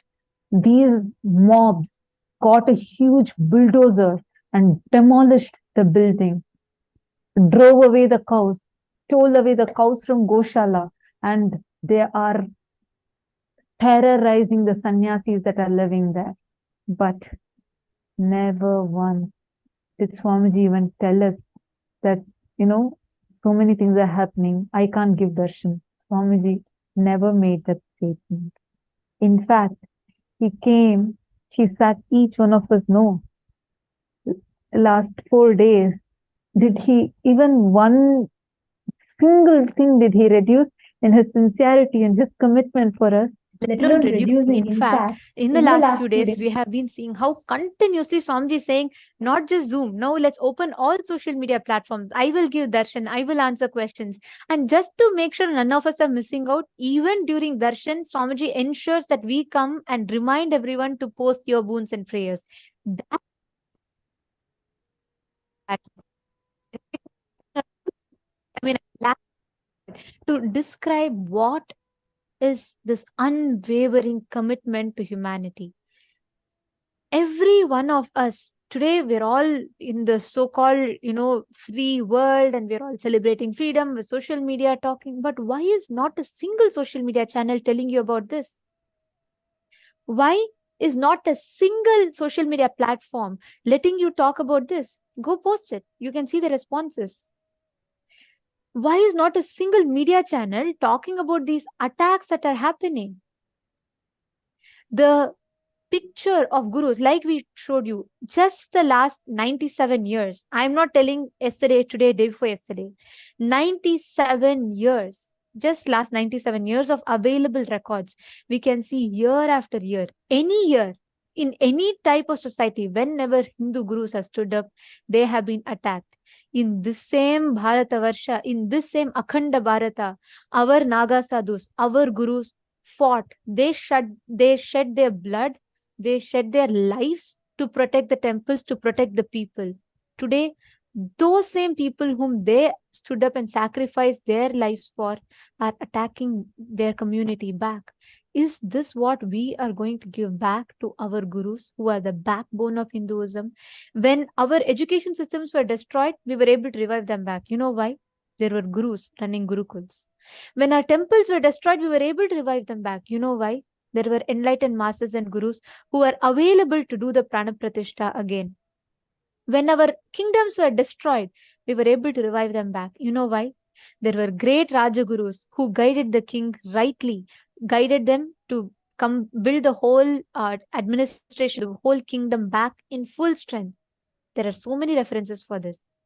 But that is why, very, very cunningly, they attacked our Guru Sampradaya, a blow which hundreds of years later also we are not able to stand back, because we Hindus have lost touch with our roots. There's a very popular quote by Malcolm where he says, a man who knows no history is like a tree without roots. And that's literally what it is. When we all are we're all going to temples, you could do anything that you want. You can even celebrate Diwali and be proud that you're a Hindu. No, but that's not it. Our roots, continuously the carpet under your leg is being pulled. And today it's somewhere else, tomorrow it's you. And it is time that we stand up for the change. Ma Sadashivaya, you're asking, if I sign this petition, will I be able to bring the change? There are 2 billion people around the world exactly in this moment, like you, me. If each of us think, by me alone putting one post, what difference is it going to make? Instead, if we start thinking, let me start the change, if I can start, this 1 and 1 is going to add to make up the 2 billion. So if you, me, and all of us here start the change, and if we take responsibility to reach out to the rest, we can bring an amazing change to everyone, to the whole world, and we can make people aware of this. It's not that commoners, actually you all should know one thing. Go to most of the videos which target and abuse Swamiji, go and read the comments. Do you all know, every single video, you will find comments saying, there is one person who's standing up for Hinduism, he's being attacked. Common public like you, me, Hindus around the world. I'm not just talking about devotees. There are tons of people around the world who know Swamiji's sacrifice, dedication. By now, people are all waking up and realizing. But it is just that they do not know what they can do to bring a difference. If we, as Hindus who experience Swamiji, who have avatar as a guru, if you and me can take a step, we will bring a phenomenal change in the humanity. It starts with you and me, Ma. So if you think you can add up to that 2 billion, then I'm sure you will understand you can make that change. Understand the very reason, even if a reluctance or like even some questions coming in us itself, we need to understand. Unfortunately, this is what is the result of the persecution that we all have faced. I just want to tell one thing. All the sacrifices our ancestors have done, whether it was Chhatrapati Shivaji Maharaj or Ahilya Bai Holkar or every great person who has sacrificed for us, or the Naga sadhus who bravely fought, every single person who has sacrificed for this very Sanatana Hindu Dharma to be alive, understand their sacrifices should not go waste. And it will not go waste because Swamiji is taking on everything that is coming and sacrificing the utmost possible things, and till he never deterred even once away from his commitment that he has given to all of us. And intensely, he is working hard, striving hard, day and night, just to make this nation for Hindus. Let us all take the step. Let us save our Hindu temples. Let us stop the unlawful encroachment and destruction of the Kailasa Trishulam. Take a few minutes, and we request every one of you to take a few minutes, share this petition. Let us protect our Hindu heritage. Let us protect the Tyaga of our Guru, living avatar. Let us not be in blind ignorance. Let us not be in criminal negligence, and let us not let what happened to all the other gurus happen to our Guru. He is continuously taking the attacks. Let us stand up. We can make a change. And we are seeing continuously a lot of signups are coming. We request everyone. We would like to conclude this by requesting every single one of you, take a few minutes, share this with your friends, family members. Ask every one of them, whether they are born Hindus or practicing Hindus. Ask every one of them to take a few minutes to sign this form. And I know we have gone 32 minutes beyond the time of the program. We wish to complete with all the participants. For that, we had committed to conclude by 11 p.m. It's 11:32. We wish to complete with all the participants for that. But I think this is something very, very important that we are aware of. As it is happening, we need to know. And tomorrow we'll actually share in detail with you about what exactly happened and what is going on right now. We'll be sharing in detail with you. We actually have a lot more people who have joined us on the panel, but due to the time constraint, we'll be having this segment tomorrow. Please invite as many friends and family members as possible. All your Hindu friends, please invite them so that they can understand what is currently happening to Hinduism. Thank you so much for staying tuned with this. We are coming to the conclusion of today's day. And let's now conclude with the Purna Mantra. Om Purnamada Purnamidam Purnat Purnamudachyate Purnasya Purnamadaya Purnamevavasishyate. Om Shanti Shanti Shanti. Hari Om Tat Sat Sarvam Bhagavat Shri Nithyananda Paramashiva Padukarpanamastu. Nithyanandam. Thank you all. Thank you so much for joining, Nithyanandam.